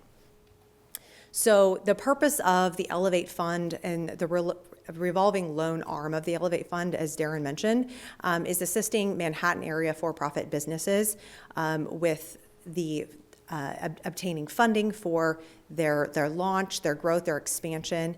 And ultimately, we believe that as more and more businesses have access to that crucial capital in those early stages, that's going to drive economic development and activity in our region. And so some of the details of this fund, and again, this is where it gets a little bit technical, but again, just note the amount of detail that we've gone into here, because this is based on best practices from a number of regional success stories of these other community funds throughout our area, throughout our state. We are implementing best practices here, so we just want you to see that. So loan amounts are going to range between $2,000 to $15,000, and they'll be set up between 12 to 36 month repayment terms. So a pretty quick turnaround at an anticipated 4% interest rate. And as Darren mentioned, those loans will be repaid right back into the fund so they can go out and be utilized again by other business owners. We will be asking these business owners to come with a personal or business match of at least 50%, and that just demonstrates that they have community support, they have friends and family support, they have the ability to demonstrate viability as a business, so that matching element is going to be really important. We'll also be requiring them to work with the SBDC for technical support, because we want to make sure that they have that relationship with the SBDC throughout the entire business life cycle.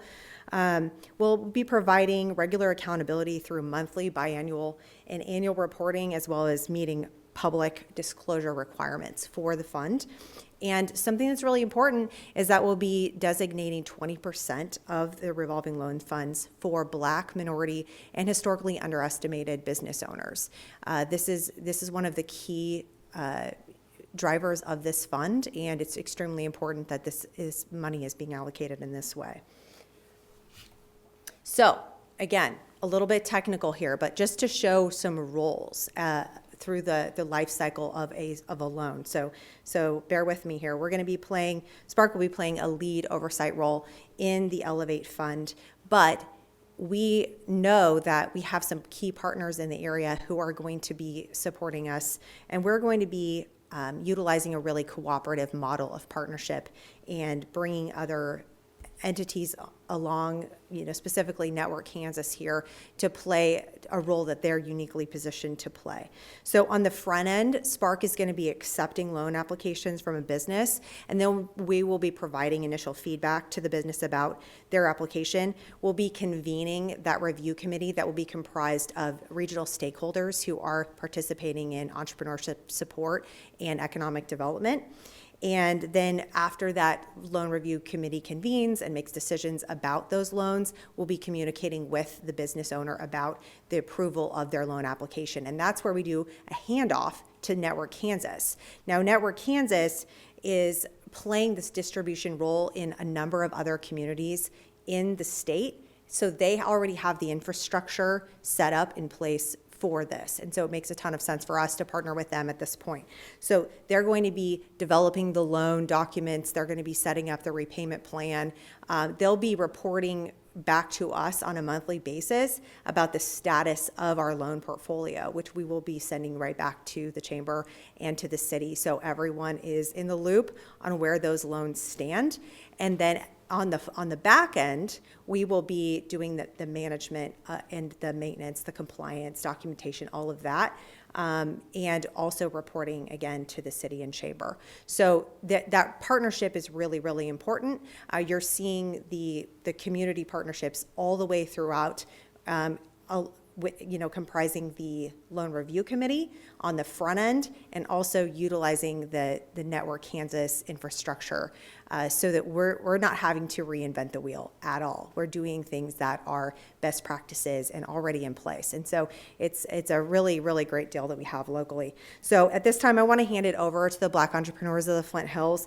They're going to be providing some real life narratives for how the Elevate Community Fund will support specifically Black entrepreneurs, but any historically underestimated entrepreneur, and how this fund will play a crucial role in creating a more equitable economy for all emerging and growing entrepreneurs.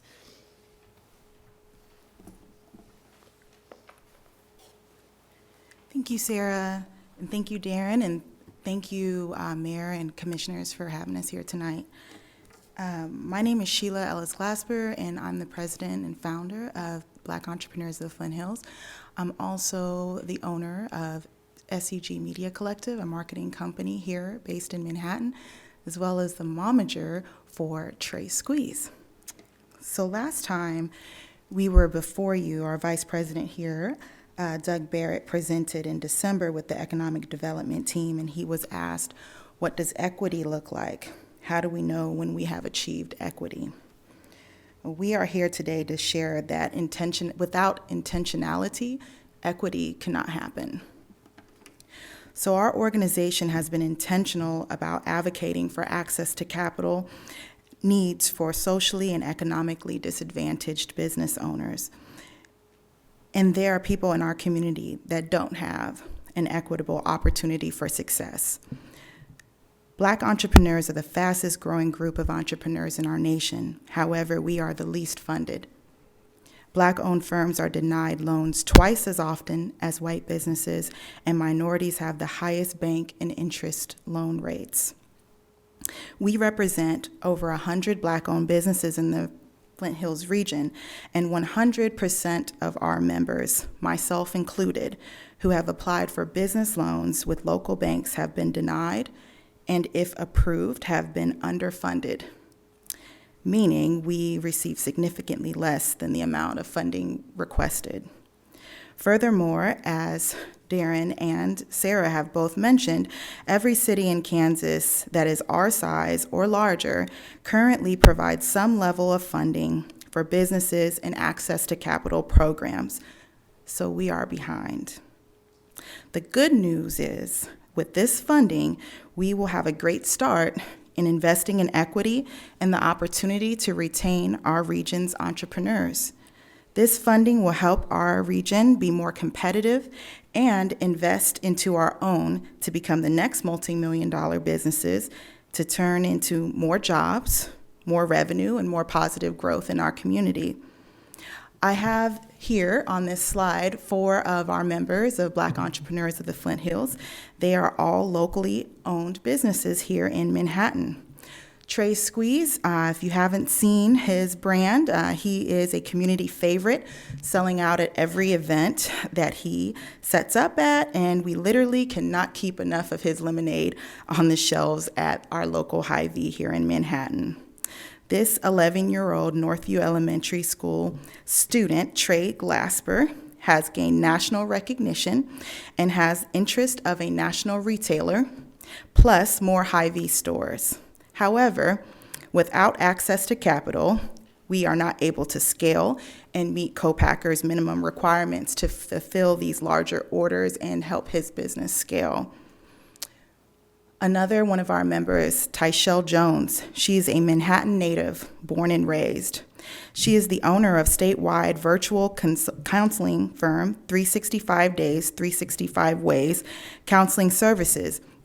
And after serving our community's mental health needs and advocating for domestic violence victims and survivors for more than 20 years, she made the leap to go full-time in her business at the end of last year. A loan fund like this would help her to be able to expand into a physical location, increase her capacity to serve more of our community's mental health needs, and inclusively do so and cover marketing and advertising costs. Next here we have Miss Lindy Doe. She is the owner of Lindy International Beauty here in Manhattan. She has been a cornerstone in the Black community, offering much needed ethnic hair and grooming services to our community for over 15 years. Access to capital for Lindy would allow her to expand her inventory, staff, and complete her second location. These next and the last business here is Dwan Miller, owner of Dwan Miller Photography. He is an Army veteran and a downtown Manhattan business owner. Access to capital for Dwan would help him and benefit his business by allowing him to purchase higher quality equipment for better images. He would be able to offer prints to his clients, start photography in-person classes, and take on more interns and apprentices that he already works with the Fort Riley Soldier Career Skills Program for transitioning soldiers. He would also be able to start the first fashion and lifestyle magazine in our region, furthering collaboration between many businesses in our region. So this is just a sample of some of our businesses here locally and how they would be able to benefit from a fund like Elevate. These businesses accessing capital to grow would be what equity would look like here in our region.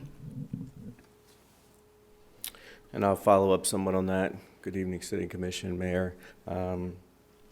Thank you to the DEI committee members that came to support this important decision. Thank you to our chamber team and partners. Why this is important, Mayor, you asked a question, and I've kind of been thinking about it since the chamber board meeting, and you asked what was the return on investment. And Darren and Rebecca both eloquently spoke to economic development, but ultimately it's about the community growth. We will grow our community with businesses that are afforded the opportunity. City manager, you're almost near retirement, and you've probably had about 40, 50 years from what I hear. And many entrepreneurs will never make it to that time period in a career because as entrepreneurs, we're always adapting, and the workforce is currently having to adjust to the times that we're in. So funds like this give small businesses the opportunity to grow at a scalable way to be more inclusive and equitable for our businesses here. So I want you to think about that. Like I know myself, Sheila, Ms. Dirks, Derek Richards back there, Mayor, entrepreneurs, right? There's plenty of things we could be doing right now to grow revenue or do payroll and do our own accounting, but we're here advocating for those listening, those that aren't here right now, and putting forth our time to help educate you all from our experiences as community members to hopefully get this passed in future meetings that this fund would hopefully come to fruition. So thank you. Do you have any questions? Who's next? Stephanie. Good evening, Mr. Mayor and Commissioners. My name is Stephanie Pierce. I'm the Economic Development and Entrepreneur Relations Manager at K-State Innovation Partners. K-State Innovation Partners is committed to supporting this entire investment continuum and specifically the Elevate Fund. Our board has tentatively approved funding of up to $375,000 to go into this once their funds have been put into that fund to get it off and started. It's important to our economic growth and diversity within this community. We see pipeline of opportunities that could utilize this fund and greatly benefit, whether it's K-State students looking to jump into entrepreneurship, faculty members with startup companies, or companies that are coming to us that are looking to locate or grow here. They would greatly benefit from the Elevate Fund. This is just another tool in the toolbox of economic development to retain, to grow, to attract businesses to the region, but not only businesses, but talent, to keep them here and to attract them here to Manhattan. I personally could have benefited from a fund like this when I was an entrepreneur. Not only just that funding, but the wraparound support, as Sarah stated, of working with folks like SBDC, Spark, those that work with Black entrepreneurs of the Flint Hills and the programs that are now available. We had SBDC back then, but I didn't know anything about it. Having a fund like this makes them more visible and makes that support available to folks as they're going through their journey as an entrepreneur. These funds will help give entrepreneurs that initial step, that capital that they need to step into entrepreneurship or to scale to the next stage. I appreciate your time this evening in learning about the fund, and I would like to hand it off to Summerat Dirks. Thank you. Thank you.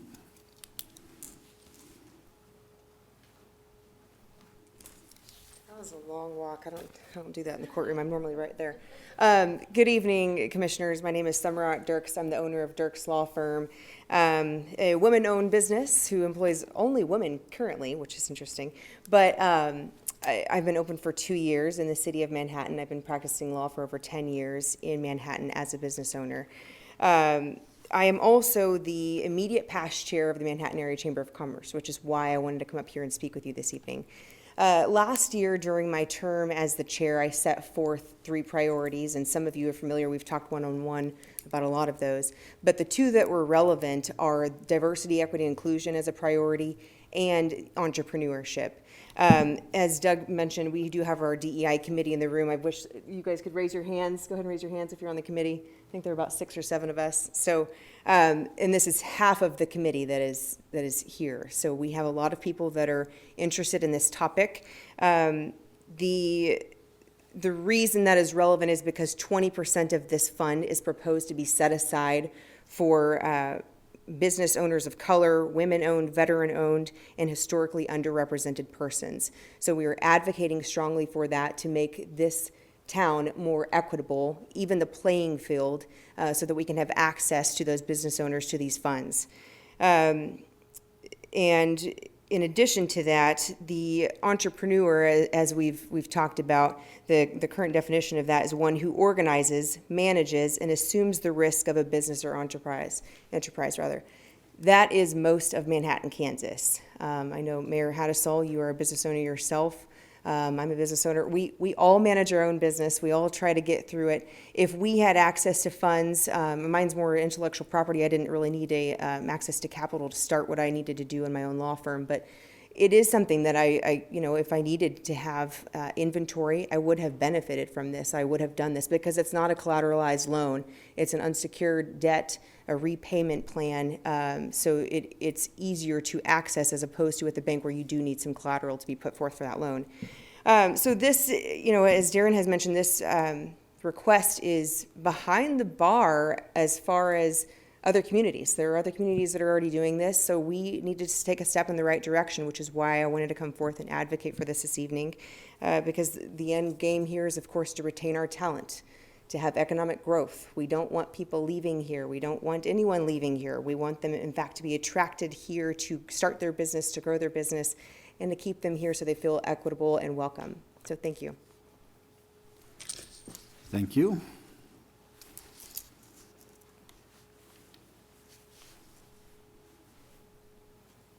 Mayor, members of the commission, I am Kent Glasscock with K-State Innovation Partners and also a member of the Spark board. I'm usually the one in PowerPoints that forgets to advance them. And that isn't what I'm supposed to talk about. Going backwards. No, it isn't. Okay. Kind of proud of myself right there. This is an exciting time in Manhattan in terms of economic growth.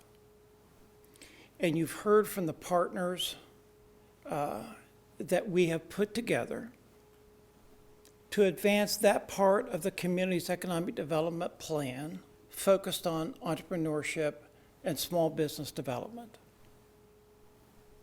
In this country, 64% of all net new jobs are created by small businesses, primarily those 5 years of age or younger.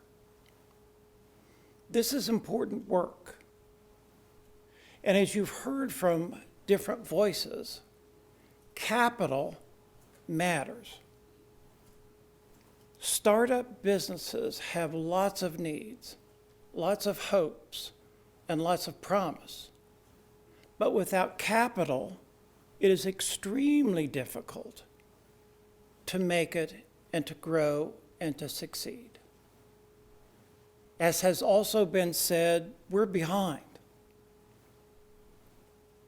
Manhattan is behind. And we're not usually in that place, are we? So this Elevate Fund, we believe, is essential to advance the entrepreneurial business startup part of our economic development plan. We have to do this. And indeed, we are asking for the city's help. Our anticipation is the Elevate Fund will be $3 million. We are asking from you at the appropriate time $250,000 a year for each of 3 years, coming out of the Economic Development Fund. K-State Innovation Partners has gone way out on a limb, and our board has made a statement on behalf of Kansas State University that in this community, entrepreneurial endeavors matter. And we're putting in $375,000 into the fund if others participate.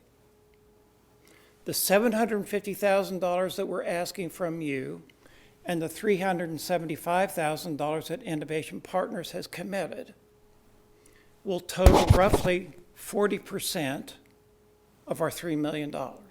That will be the catalyst for us to raise from private and philanthropic sources the balance of the monies needed.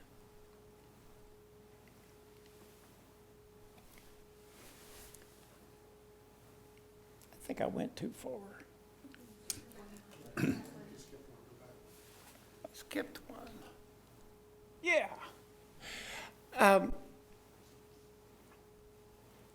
One of the things that all of us believe in is return on investment and accountability. And what are our goals? As you've heard again from multiple voices, this has been put together and crafted very carefully. Network Kansas has a powerful model that we are going to use.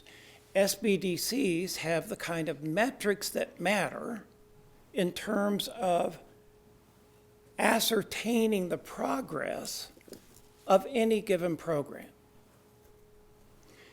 The business starts, jobs created, increase in sales, capital investment, financing. These are the kinds of metrics that are important in evaluating this kind of an endeavor.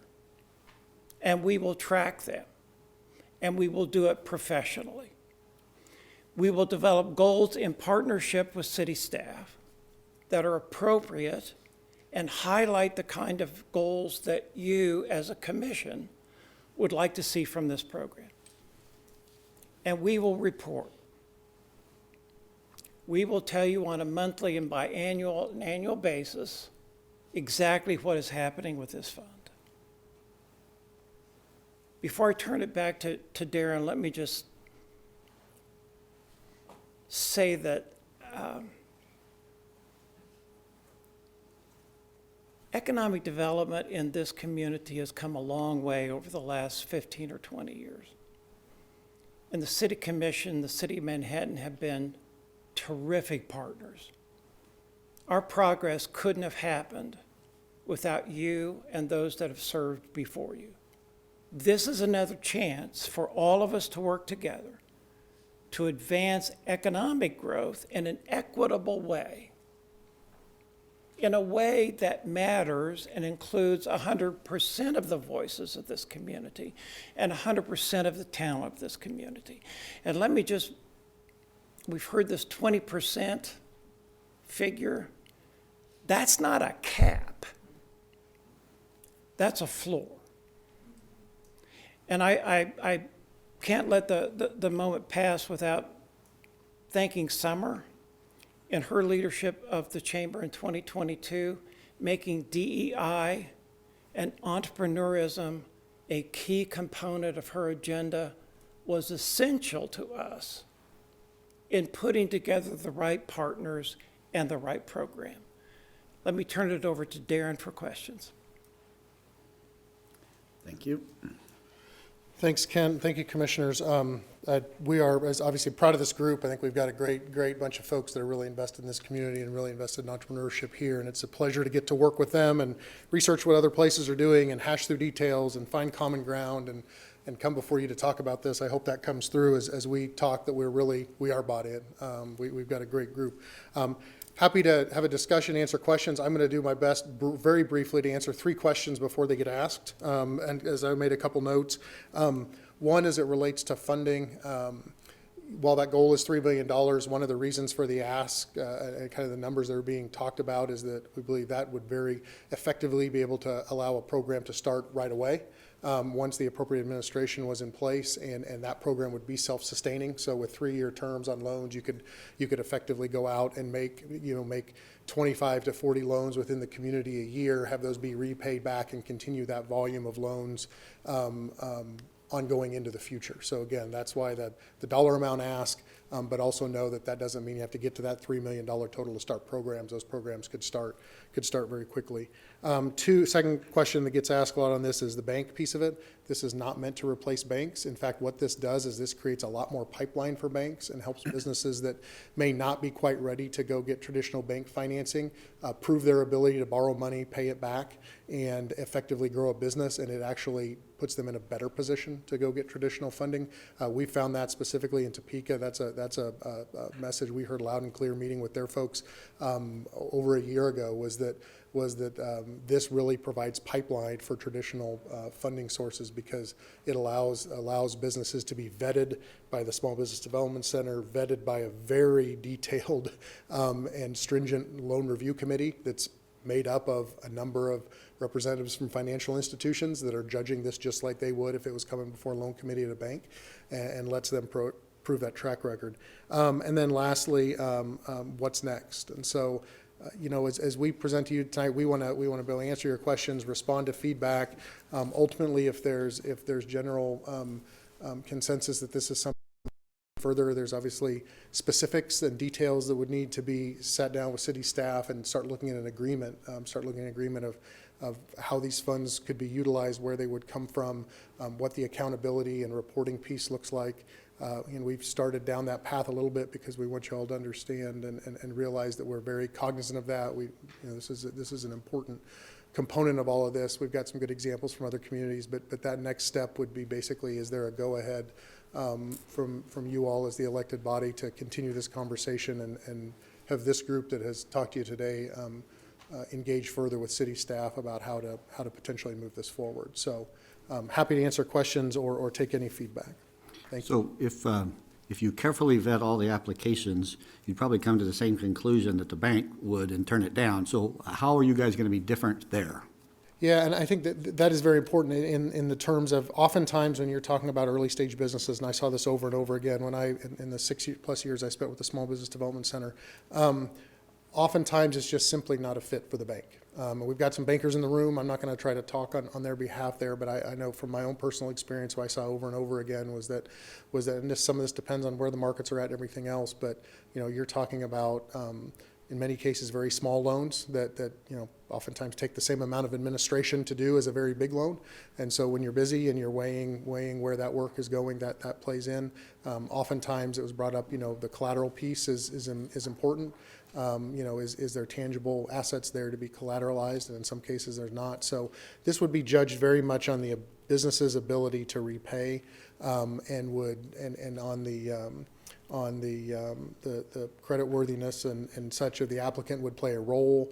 The collateralization piece would play a role, but when you look at the 5 C's of credit, while vetted very stringently, the prioritization on those C's may be a little different than what a bank is looking at. And again, listen, that's probably one of the biggest hurdles in any of these, having talked to folks in my role in other communities that have been through this process, building that trust and putting in place that process and those procedures is probably one of the most important pieces of all of this.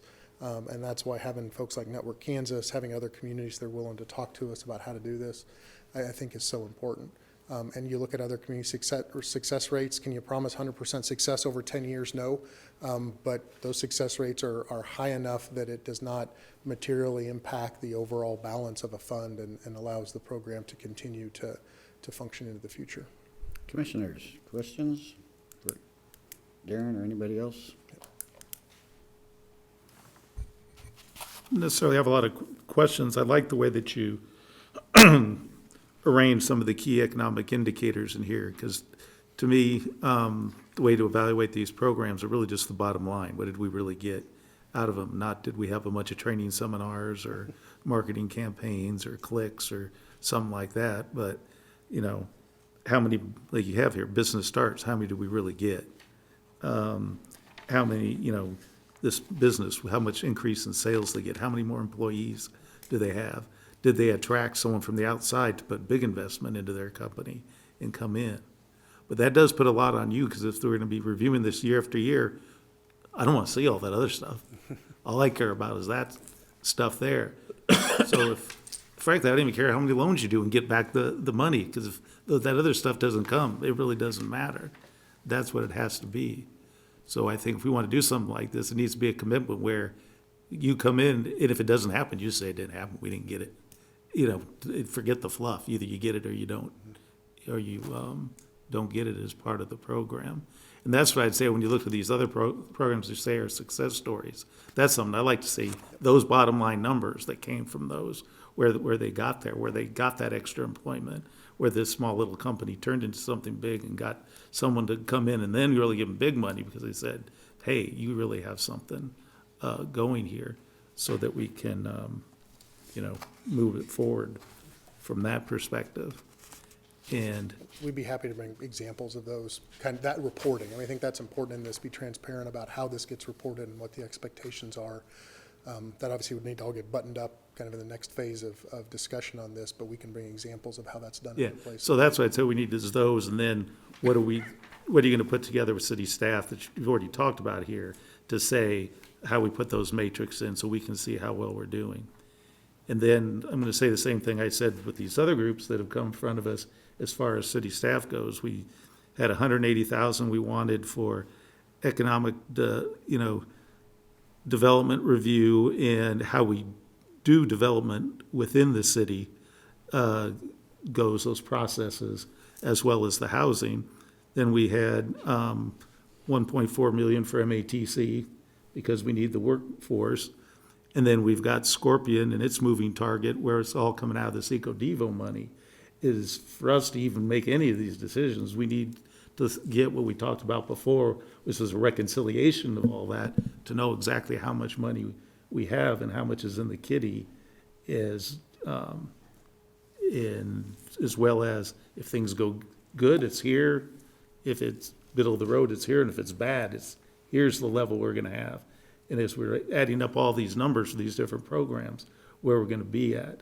Because I know we did that kind of reconciliation a number of months back, but I think we need to see it again before we be able to vote on any of these things that we've talked about. So I don't know what's coming next week.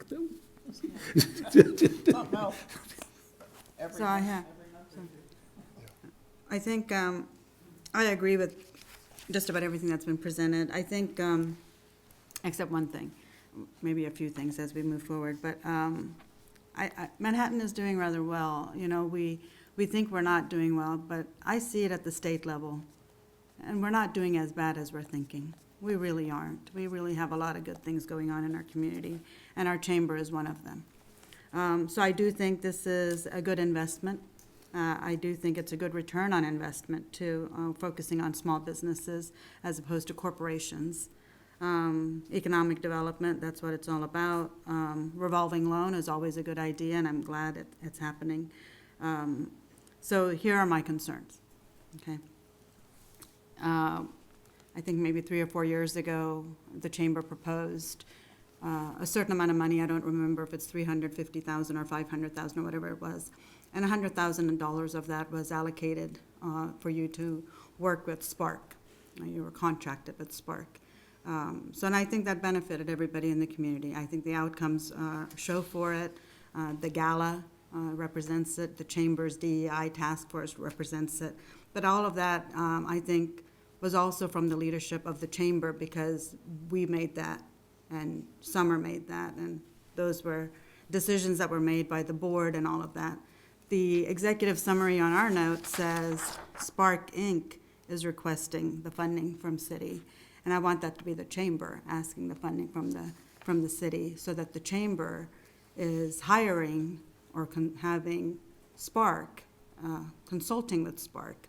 Because what we don't want to do is have Spark come again year after year asking for a potload of money, and the chamber coming and asking for a potload of money. It needs to just come from the chamber, as this is dedicated to this is dedicated to this, like military liaison, this is dedicated to EcoDevo, this is dedicated to small business. So whatever this small business loan revolving plan is, that needs to be a dedicated line item for the chamber, because what I see from Spark, which is great, I like all the things they're doing, but I don't want another 12-member board looking at oversight. Excuse me, I think it needs to come from the chamber. It needs to be chamber board, it needs to be doing that oversight. You don't need 50 different eyes on this. And it should just be one group that's being held accountable, and that needs to be the chamber, because you're doing the businesses. Now, going back to Spark, I saw the whole plan, Ignite Entrepreneurship. On the second page is our organizational structure. So it had sources of funds, total of $250,000. Use of funds is $240,000. And there's a variety of sources for those funds. So with this $250,000, I feel awkward because the numbers are so similar. With the $250,000 that's being the ask, where does that fall into all of this? Yeah, what was provided in the packet, where it shows kind of an example, it's definitely not meant to be a direct annual budget for Spark, but more to show the operational side of this, that there is the capacity being built to support running these types of programs.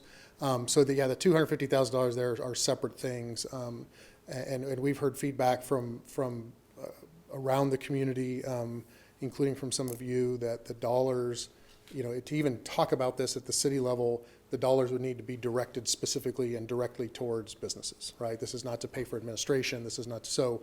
And that is what's being presented here. That if there was an ask from the city, those dollars would go directly into the fund, would be loaned out, paid back, loaned out, paid back. What that table that you're referencing in the packet is showing is that there's $100,000 currently coming through from the Chamber of Commerce through a contract with Spark. There's another $100,000 that is being pursued from other sources, which is the Greater Manhattan Community Foundation, presented their board and have some things in work there that would allow for Spark to increase their capacity without adding in other sponsorship money, other outside private contributions. That additional funding would allow Spark to increase their organizational capacity to the level where you could bring in an employee with expertise in this. You could contract for those services that were shown on that operational diagram with Network Kansas. So, because I think thank you for bringing that up, because that's something that definitely we don't want any question on. That table was meant to show that Spark could build organizational capacity and source funds for that, resource that appropriately. So the way I see this is, this type of thing is something for the chamber to have, because you're, in my mind, you're hiring Spark. You're consulting with Spark. So that's something that they report to you, this is how we're going to utilize the funds, because we don't need more and more information. We need to know that when you all come and present, Spark is going to be one of those items that's going to present to us, and you need to say, what are you using the funds for? How are you using it? How many people do you need? And I think they're doing wonderful things. It's not to say that I disagree with what they're doing. What I'm saying is I don't want to work with 2 or 3 different organizations. I want one leader, and economic development and small businesses. I think the revolving idea is great. I'm glad you said 20% is not the cap, because that was my next question. Are you going to stop at 20%? What happens if you have 30%, 40%, 50%? Because as a designated cap, sometimes that leaves people out of the loop. If it's already on them to come up with 50% or some funds, matching funds coming in, that's hard enough for some organizations. But 50%, if you said 20% of the $200,000, that would be $50,000. And I'm hoping it's not just going to be that, and that it would be more than that. But other than that, I like everything else I'm seeing. I'm glad the K-State Innovation Partners is thinking about putting in $375,000. I think that's the largest sum I've ever seen from our innovation partners there. So that would be good. That means you trust and have a stake in the game, let's say, and in Manhattan and in the small businesses. So if somebody defaults in this, what happens? Let's say they can't pay you back, or it's not a revolving loan. What is the penalty, or? Yeah, there are some options on how to set that up. I mean, ultimately, these can, in some cases, are collateralized, and so there's a process that can be followed there. There are cases, oftentimes, where these are essentially unsecured. Even if they're collateralized, it's in a second position. Oftentimes, the tangible assets wrapped up in a bank loan. Or another program. So yeah, there's different ways to look at that. I mean, there's obviously legal proceedings that could be followed. There's precedent that's put forth in other examples of that. Ultimately, I think when we've talked with Network Kansas about those situations, and we've talked with other communities, over and over again, we hear that the key is in building the process that allows for success. Obviously, we've got to be aware of the fact that it's business and not everything works out. But there are options, and there are there are programs like this where they do take a collateral position. Now, whether that means that you recoup all of that dollar amount on a, on a default, that's not always the case because there's multiple creditors. But yeah, that's something that could be discussed if that was the direction that from, guidance from city staff and legal and from the commissioners wanted to go. Yeah, and what to work on. I met up with Nadia at the Senate, and they were celebrating small businesses and Cold Street Sluggers. Cold steel sluggers? Cold Steel Sluggers. I can't remember his name now. I see his face. Yep. He was awarded, as well as Aeromod. And they did really well. And Nadia spoke very highly of Manhattan and the small business industry. So if you're working with someone like her, you're going to be very successful because she's really, really good. But yeah, I think this is something we can take a closer look at.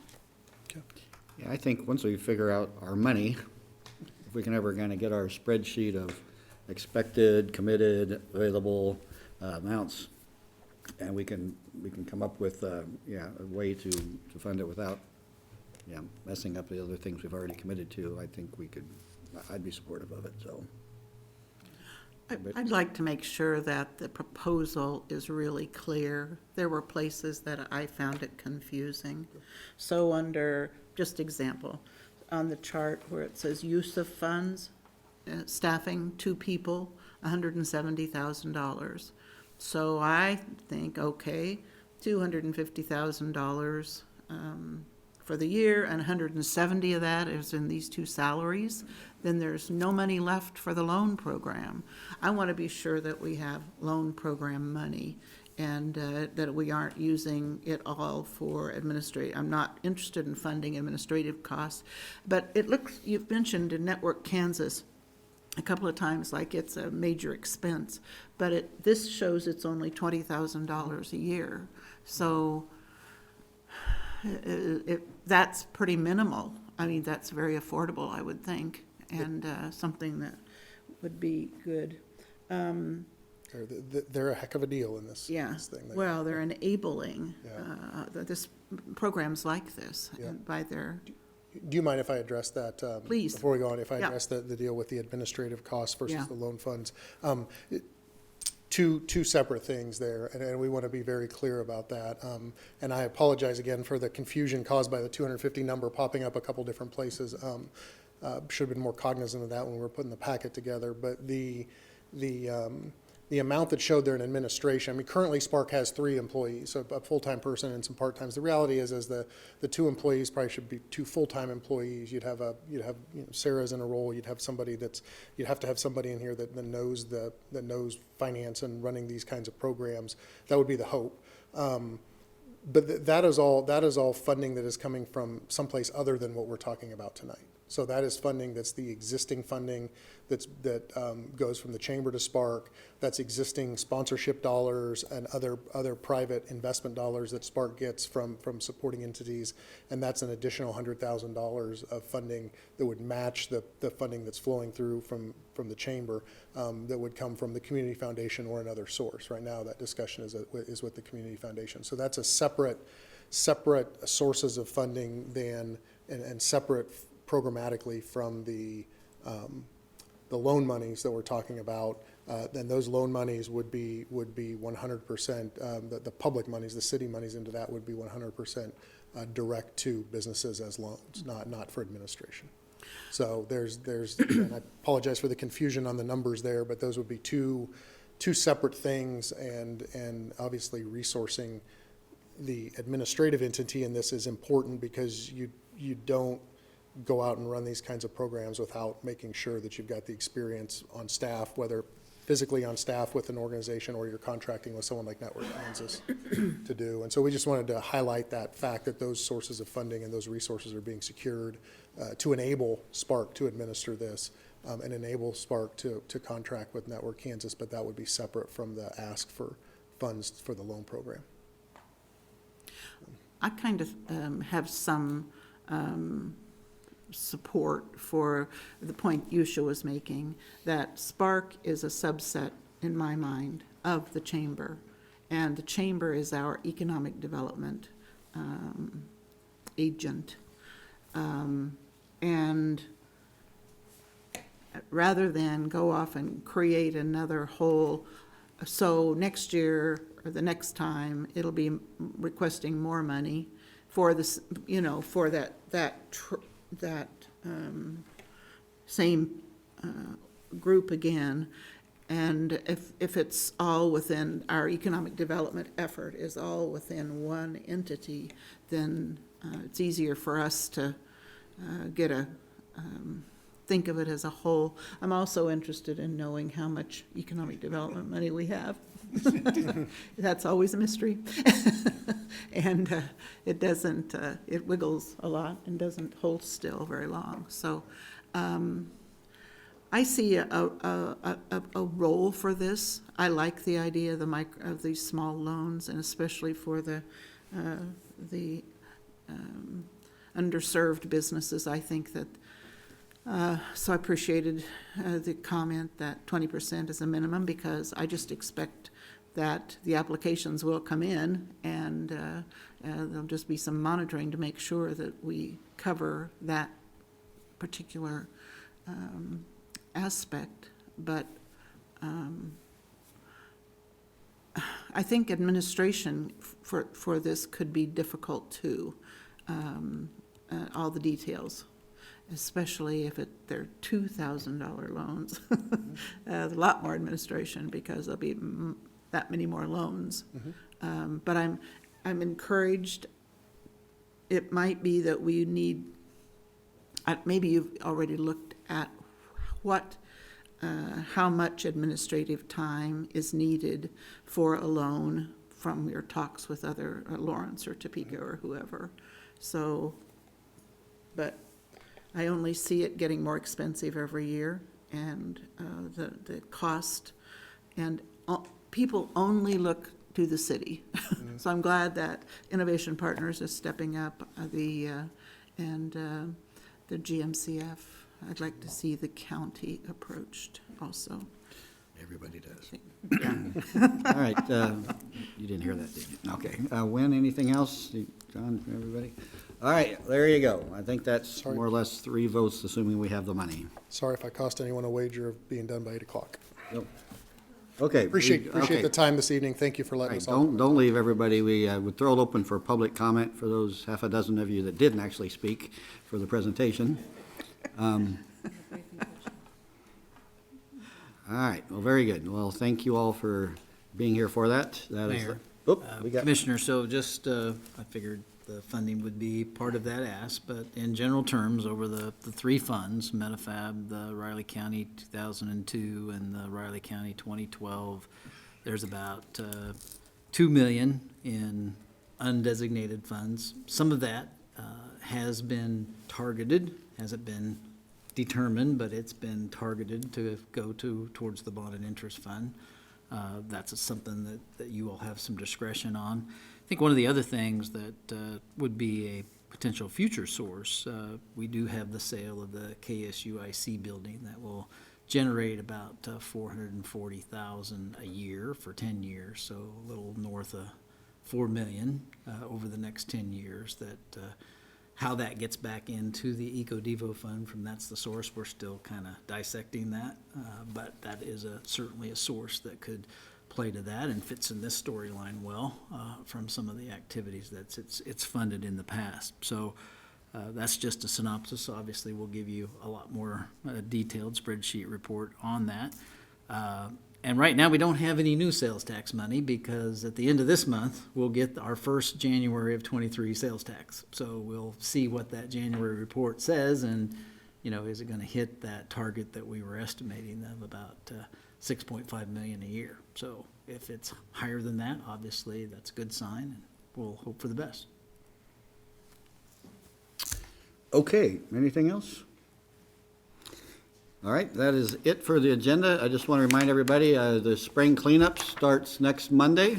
So depending on what part of town you're in, get out there and start tearing out your bushes and trimming your trees and get it out on the curb, and the city will come by and pick it up. All right, is there a motion to adjourn? Did I move that we adjourn the March 21st, 2023 City Commission meeting? Second. It's been moved by Commissioner Butler, second by Commissioner Reddy to adjourn. Please call the roll. Mayor Hassel, Yes. Commissioner Reddy, Yes. Commissioner Butler, Yes. Commissioner Motta, Yes. Commissioner Morse. Yes. Motion carries 5-0. All right, meeting adjourned.